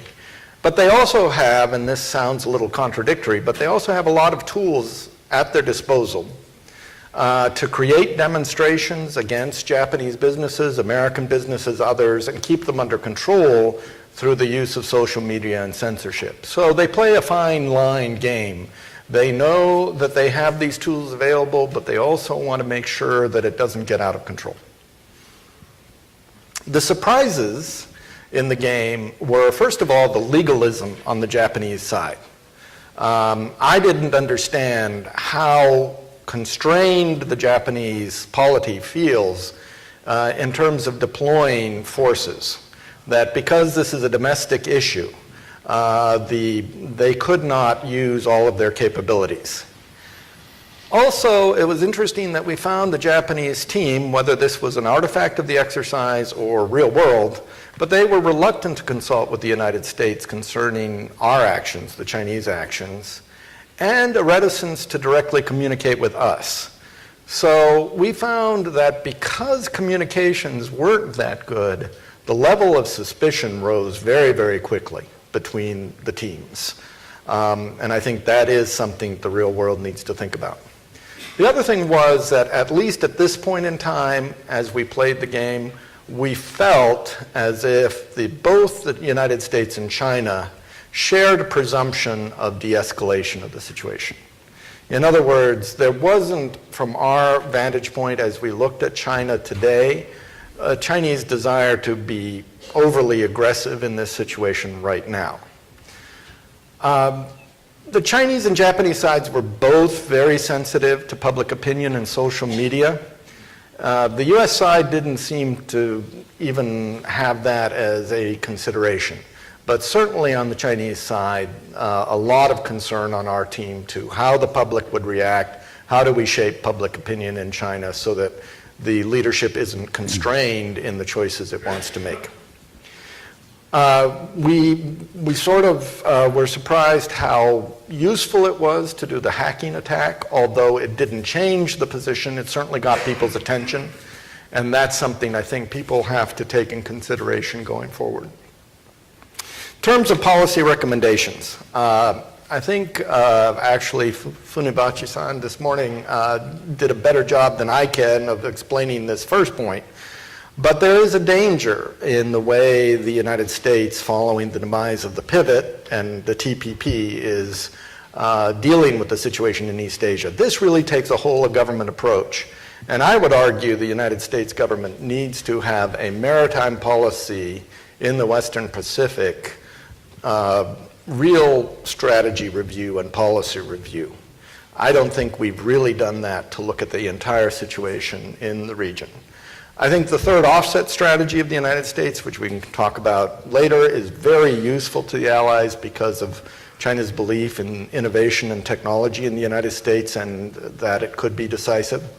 And then in the report, and I think Admiral Blair will speak to this, cues mechanisms are really important to deal with the risk of miscalculation.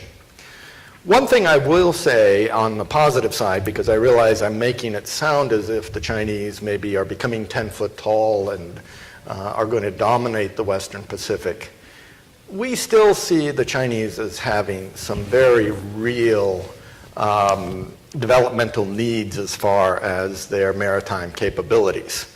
So we still see the US and its allies having time to implement a more effective strategy in the maritime region, but there are some worries that that will close.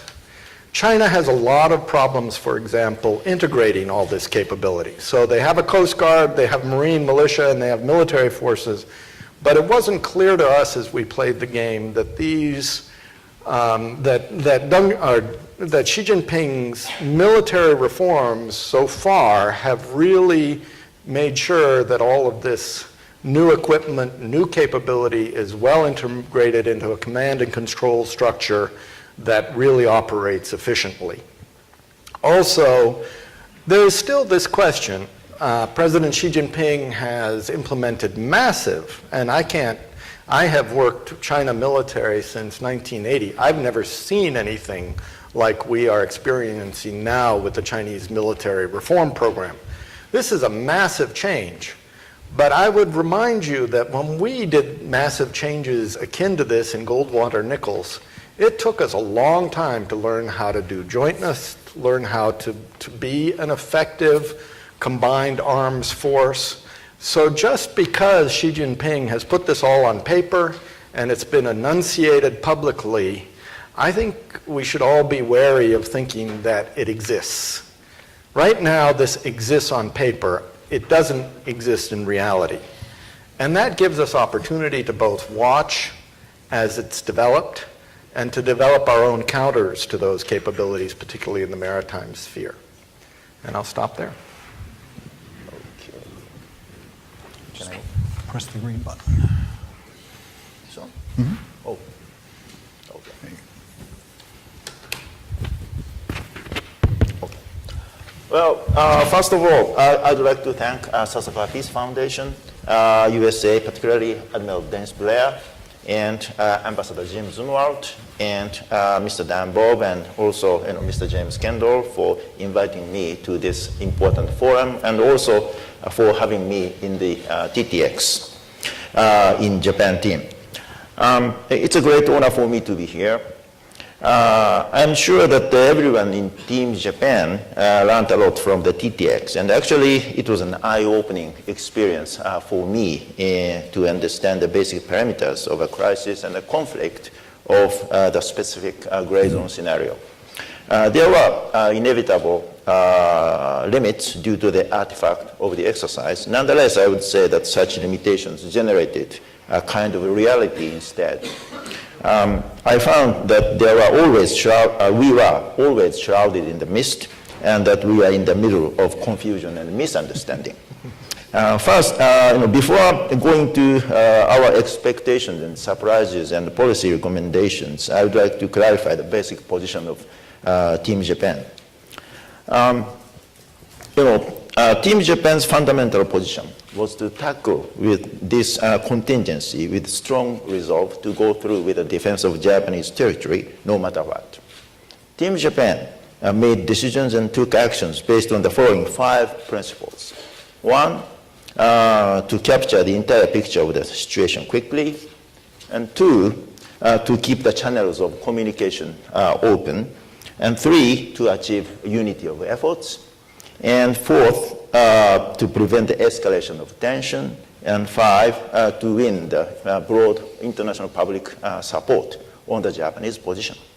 The key to achieving these is constant communication, particularly between Japan and the United States in all possible platforms, namely military to military, diplomats to diplomats, and also between the two leaders. Unity of efforts between the two is critically important.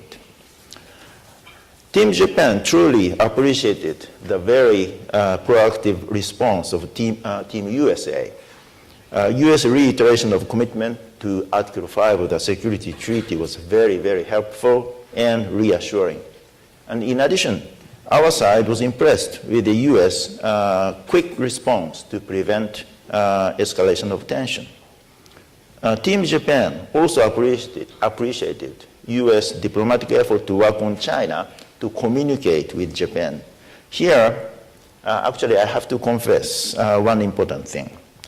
As a matter of fact, in round 1, Team Japan did not respond affirmatively to China's request for direct talk.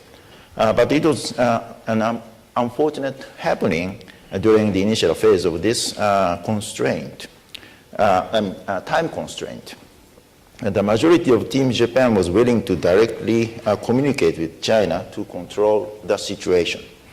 We were worried that if Japan refused China's proposal to talk with each other, China would discredit Japan in the international community by creating an image as if Japan were not interested in peaceful settlement of the dispute. Team Japan also found that even in round 2, in which Japan may have triggered a crisis, the U.S. remained the dependable ally. Team US warned China that while the US was anxious to avoid escalation, the US stood with Japan. However, I didn't intend to mean that Japan can't take any bold step counting on the US support anyway. At least for the time being, the scenario of round 2 does not seem very realistic. Well, in terms of surprises, actually, I'd like to say 3 things.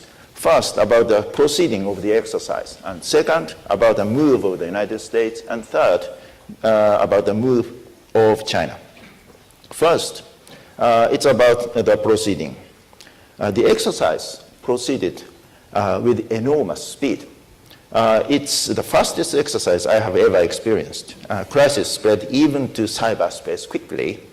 Both countries must be well prepared for the speed of deterioration of the situation. Second, one point of surprise about the intention of the United States. The bandits, the Japanese bandits, were carrying heavy weapons. Nonetheless, they were just criminals in the eye of the Japanese government.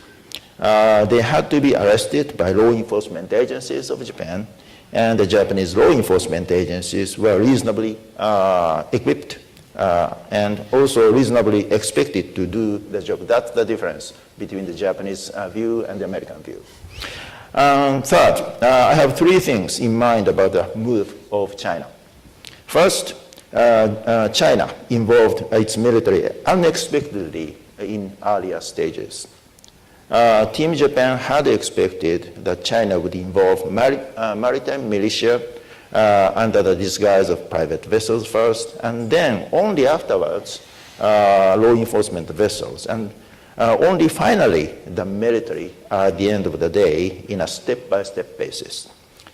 The second point is that in round 4, China demanded the US to help Japan crack down the bandits. China's sovereignty claim over the islands is against such willingness to substitute the US intervention for its own. And the third point is that also in round 4, China told Japan that it would ensure the safety of Japanese nationals in China. The statement as such was a surprise, and China's sincerity was doubtful. In spite of such surprises, or because of such surprises, the exercise was extremely educational for all of us. The results must be shared in track 1 level of the 2 governments. Well, finally, I'd like to touch upon requirements for future capabilities. At least there are 5 points.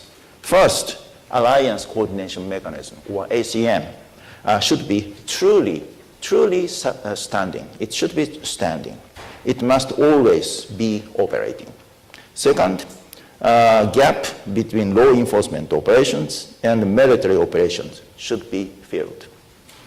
Third, we must broaden our scope of vigilance, not only physical phase of the sea, the sky, and land, but also cyberspace and outer space can be a battlefield.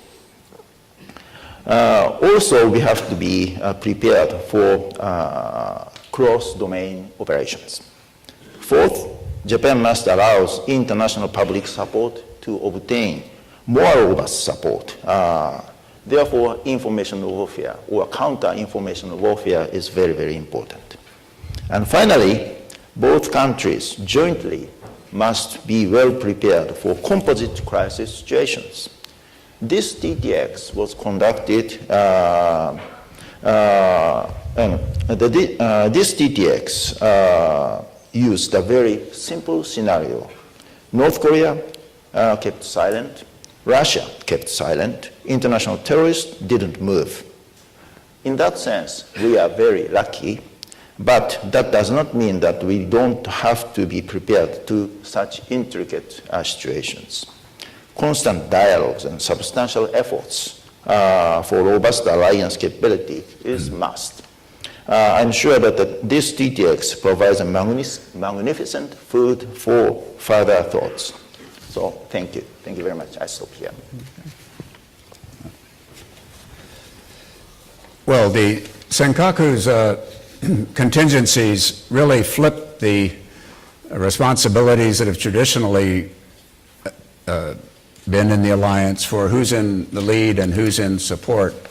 In virtually all other contingency planning and exercises, it's been the United States taking the lead, worrying about situations in the Korea Peninsula, Taiwan, elsewhere in the region. And Japan has been primarily in the role of providing a basis for U.S. operations, supporting U.S. military operations, and then defending its own territory out to various degrees. The Senkaku flips this for the first time in that this would be a situation in which Japan is clearly in the lead, the United States is in support, and this puts a whole new dynamic in the alliance, which we saw played out, I think, very realistically in the tabletop exercise. The Japan team, as Minister Takuchi said, stepped up fully to the responsibility of being in the lead. There was no question that they wanted to deal with the situations in the Senkakus. They would then look to the United States for consultation, but also for support, but they were very clearly in the lead. The U.S. team, for its part, felt that its job was not to dominate the response to these situations, but to support Japan's initiatives while doing what they could to support. So where I sat in control, the team that was under the most strain was the Japan team. They were the ones who were most pressed by time, which Takuchi-san referred to. The things seemed to be moving very rapidly, and they were trying to juggle these four balls at the same time, which you can see on this slide. All of these under enormous time pressure, and often there was a conflict among these dynamics that they were reacting to and trying to control. For example, in communication with China, the China team clearly had the job of trying to drive a wedge between the United States and Japan, trying to open up fissures and trying to take advantage of those, playing one off against the other. Both the U.S. and the Japanese teams were aware of that, but that's easier to say than it is to coordinate your talking points on virtually every single conversation, making sure that you're checking back with the other ally, thinking ahead of time as to how you're going to communicate the same message. Meanwhile, trying to de-escalate the situation, which was clearly in the interests of the United States and Japan. The other dynamic that was hard to put into place was the integration of Japanese strategies. The Japan team had everything involved: Coast Guard, police forces, maritime self-defense force, ground self-defense force, air self-defense force.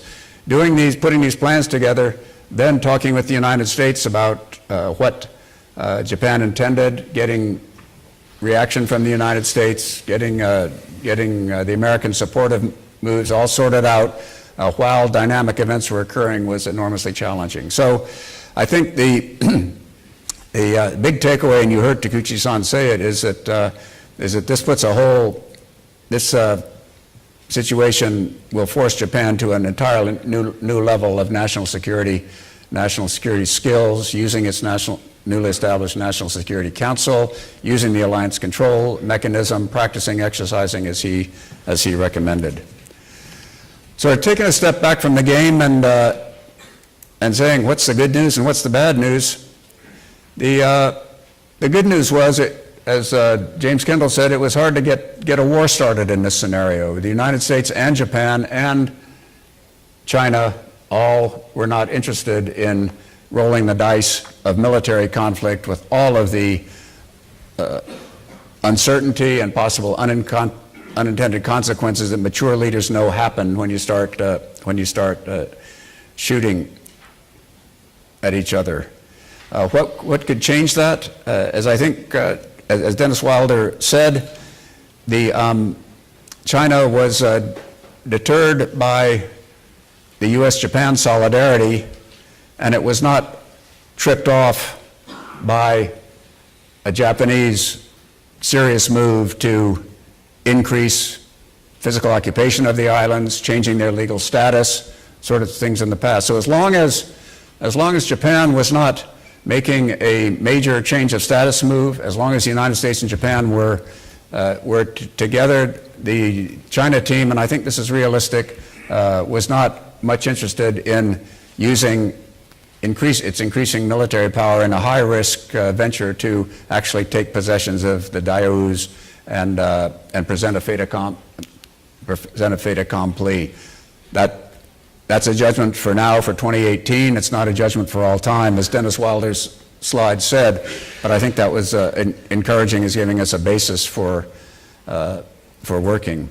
That's the good news. The bad news is, once things start happening in the islands, there's a dynamic in which both sides are worried that the other side may be committed to going all the way to taking the islands, and therefore you need to take prudent military measures on the one hand, which then can be misinterpreted by the other side, who takes countermeasures, and you sort of ratchet up the cycle of mistrust. On the other hand, but all three sides wanted to take visible military measures also to signal resolve, to let the other side know that they were serious, and thereby set the conditions for gradual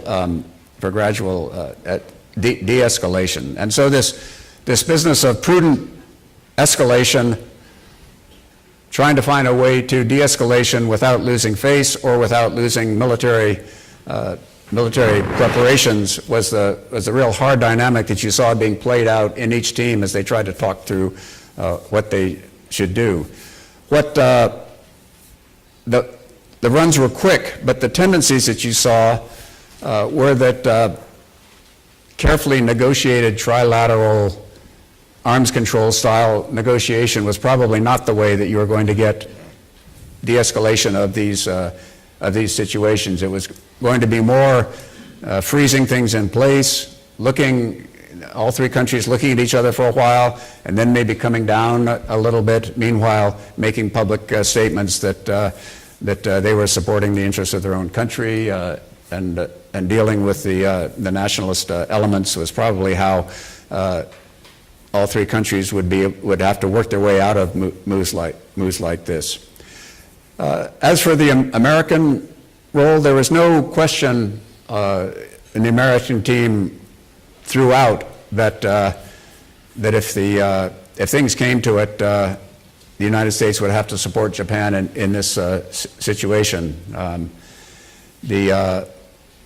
On the other hand, the United States was clearly committed to de-escalating a situation, trying to keep things from getting out of hand. Therefore, the U.S. team was suspicious of China's actions, that maybe China really was thinking about trying to make a move, and if that were true, then de-escalation is not an option. You have to settle this thing. But the clearly preferred course within the American team was try to establish that this was not what China was doing, certainly not what Japan wanted to do, and that the U.S. could support could help wind it down. On the other hand, the U.S. team was very clear that it didn't want to get into a position of being a go-between between its ally and China. And again, I think this was a realistic play out of how things would happen if there were an incident of that kind.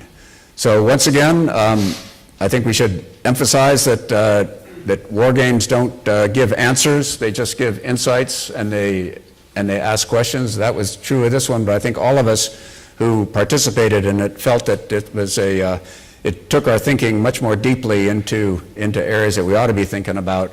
We have made this report of findings available to U.S. and Japanese governments at the right levels, and we hope to be able to contribute to keeping deterrence and security going in the part of the world by actions like this.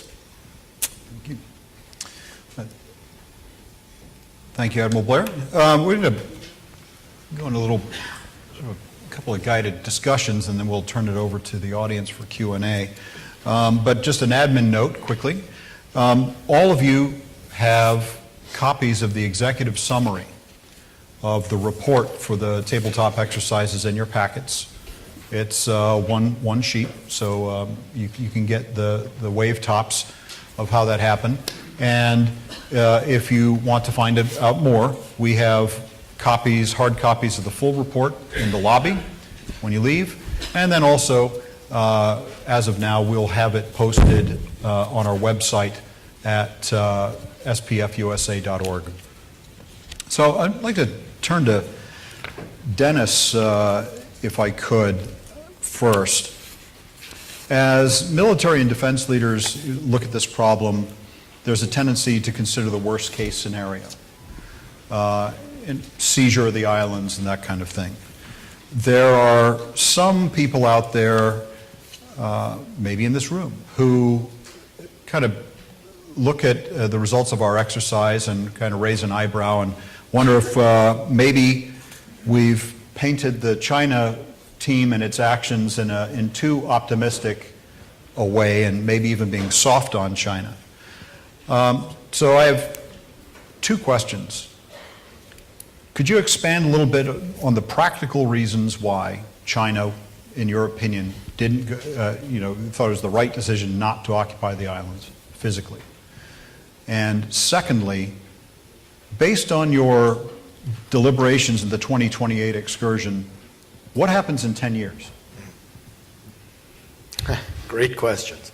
Okay, in terms of whether or not China would take more aggressive steps than we took in the game, we had a lot of discussion on the China team about this.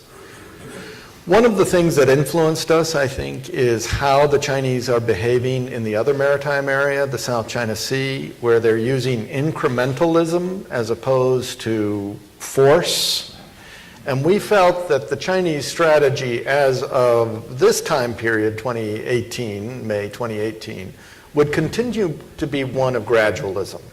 We do not see the Chinese at this point wanting to upset very delicate relationships, particularly with the United States, particularly at the beginning of the Trump administration, by taking some bold step to seize small islands without great strategic imperative here. So our feeling was that in the 2018 timeframe, we just couldn't see why China would risk so much in this particular situation. That the downside for Xi Jinping, as he's rebuilding his military, as he's got economic issues to deal with, as he's got a new American administration to deal with, we couldn't come up with the compelling argument that it was time to act. I think, as I was alluding to in the slides, 2028 could be very different. Chinese military capabilities may be much more robust. The central leadership might have much more faith in the Chinese military's ability to conduct a quick strike. So I'm certainly not going to say that what we decided about 2018 it lasts for all time. I think there are real questions about when the Chinese feel much more capable of force projection, whether some of these calculations would change. And also the nature, as Admiral Blair was talking about, the nature of the relationship between the United States and Japan is very important here. If there is some feeling that a future administration does not consider this to be part of mutual defense, then the risk factor for the Chinese goes way down. So I think you have to take all the variables into account. Admiral Blair, would you? I'd agree. Well said. So, Takuchi-san, I'd like you to elaborate, if you could, Yes. on one of your points that you made. You discussed the gap Yes. between the civil authorities, particularly the National Police Agency and the Japan Coast Guard, and the self-defense forces, and you said that that had to be bridged or closed, filled in. What would be necessary in Japan, whether it's legislation or something else, to make that happen? Well, James, thank you very much for that very important question. I'm not so sure whether it's a legal question or not, but at least the Japanese side will have to think about increasing and enhancing or improving the law enforcement capabilities, particularly maritime law enforcement capabilities, I mean Coast Guard capabilities. The Chinese side, in the real world, the Chinese side often intrude into the territorial waters around the Senkaku Islands using their maritime law enforcement capabilities. And their capabilities are rapidly increasing. At least in numerical terms, they are already exceeding the Japanese capabilities. And they are becoming big and big. So if the Japanese side does not enhance its own Coast Guard capabilities, then the Japanese side, it is the Japanese side that will have to address this issue with military capabilities. And to the eye of the Japanese government side, it will be viewed as that it is the Japanese side that escalates the tension. And we don't want to be viewed as such.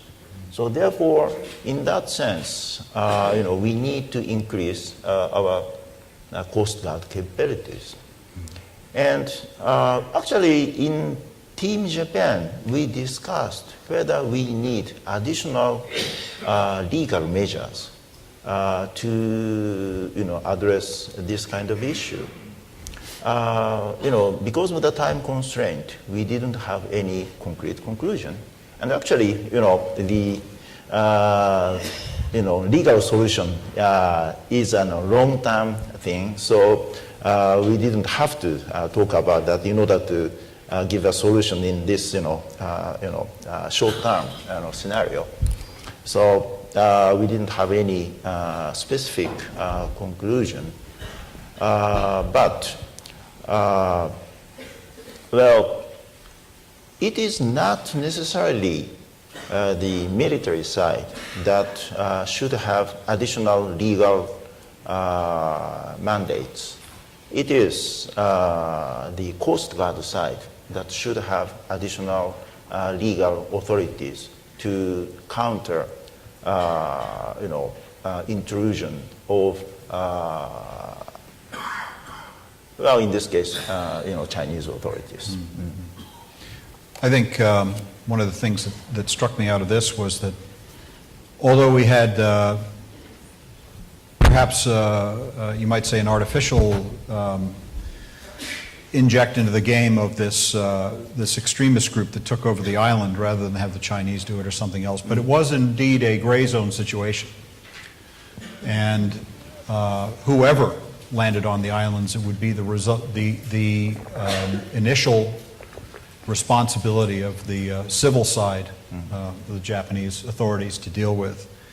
And another note for those who don't follow these things is that there's no military connection between in the Japan Coast Guard, like there is in the United States.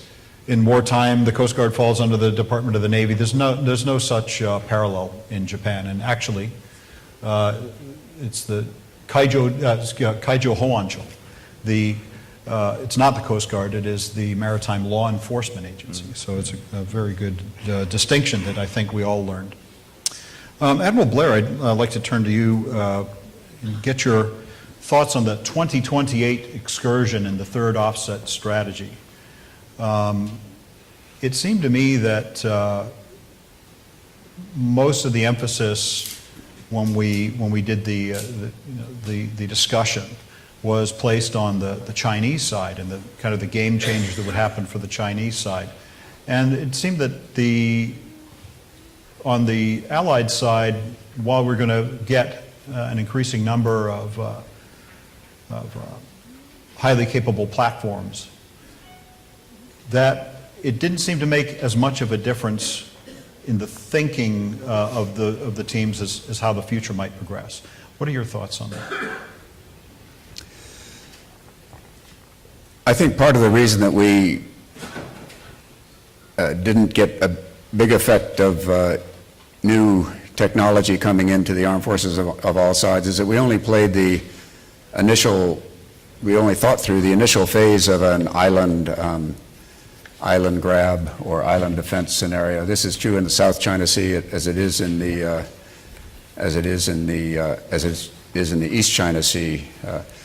Currently, with the situation of air and maritime technology, the way it is, it's difficult to maintain sea and air control around an island. There are lots of different ways to poke in and cause casualties.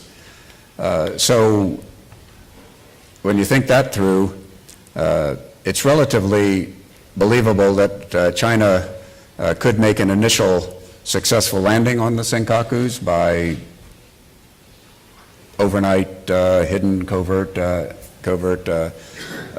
measures, just as they could do in the South China Sea. Then comes the hard part, which is defending that island, because now this sea control, sea denial, air control, air denial dynamic flips.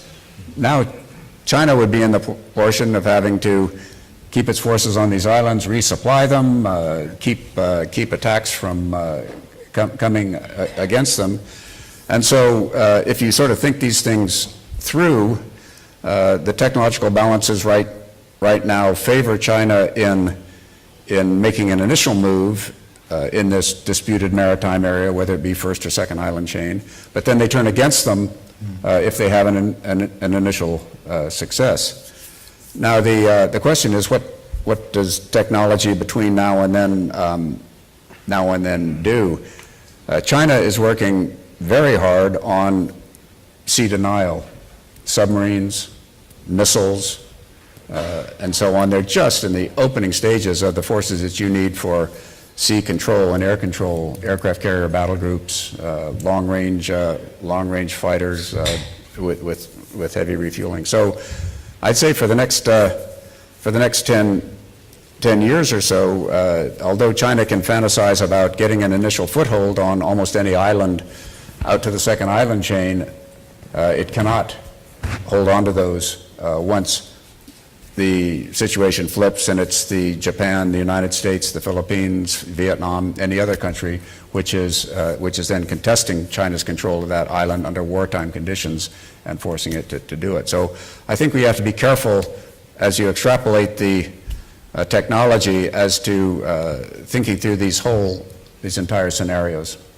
Yeah, basically take a more long-term view and and long-term in the contingency itself, and certainly long-term in the technology. Well, thank you. So we have a few minutes left. Not quite as long as we would have had without our little interruption there, but we'll do our best. Mic runners are out there, so if I could see right there, way in the back there. Thank you. Jeff Steinberg with Pacific Tech Bridge. Two quick questions.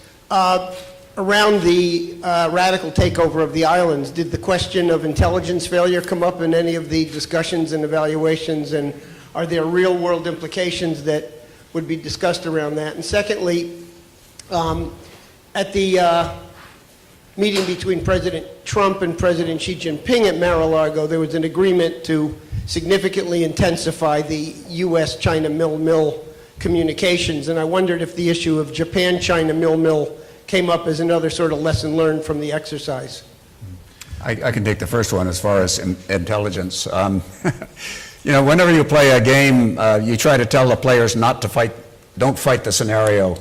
And I have to say the Japanese team could not understand why they hadn't penetrated this radical Japanese group. How the hell they had managed to get all of these weapons that they and get them onto the Senkaku's islands, and who were they anyway? And I'm afraid that as the control leader, I had to say, it happened. Get over it. Deal with it. So we did not, in fact, go into the intelligence aspects of this nationalist group, how such a thing could grow and become so powerful, because we wanted to push the limits on things.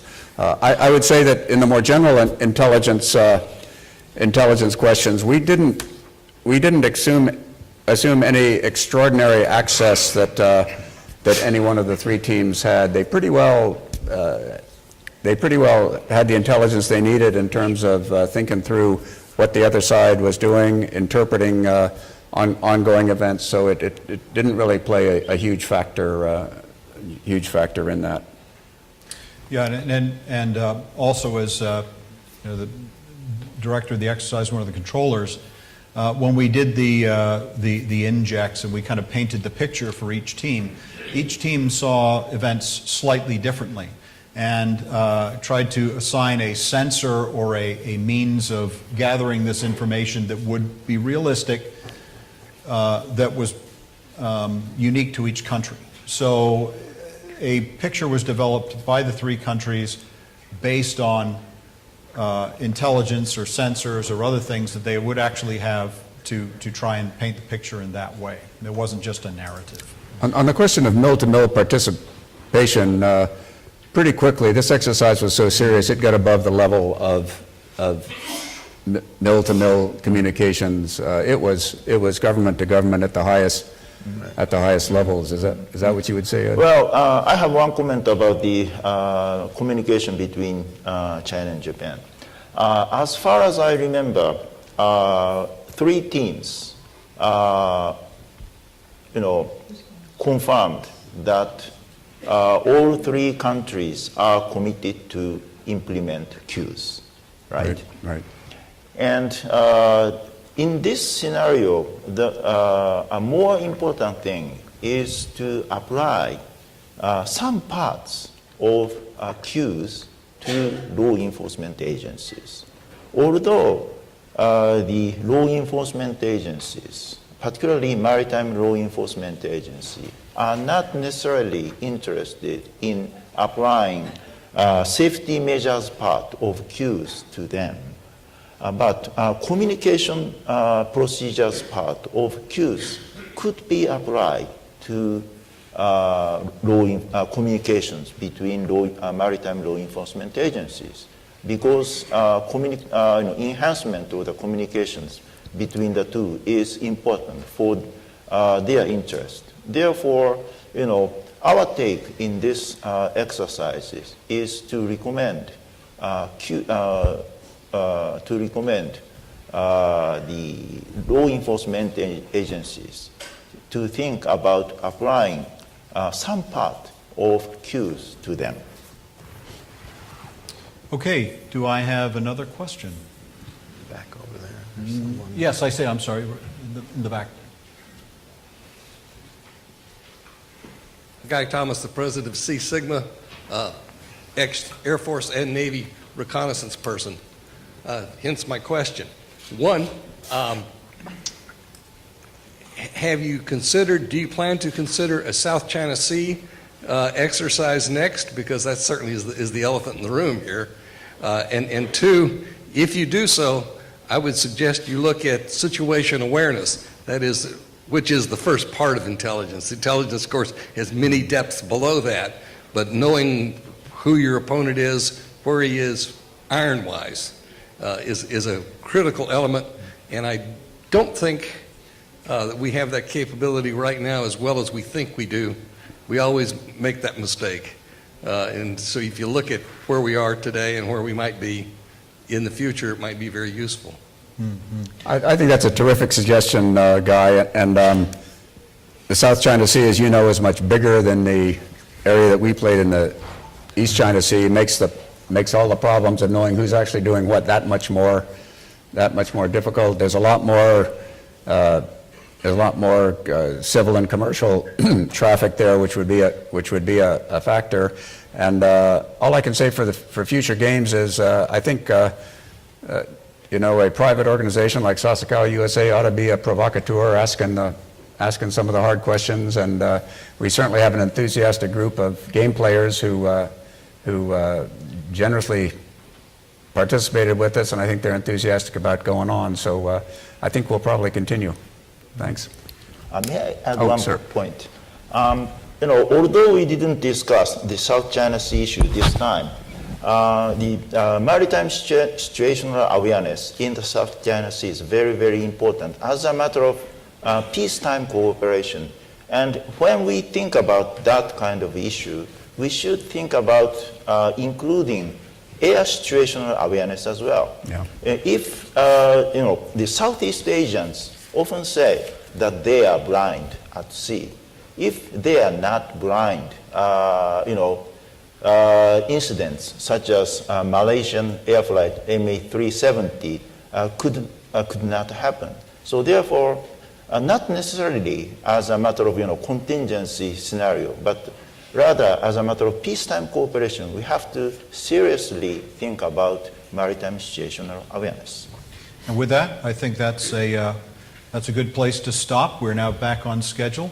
I would like to thank my panelists, and please give them a warm round of applause.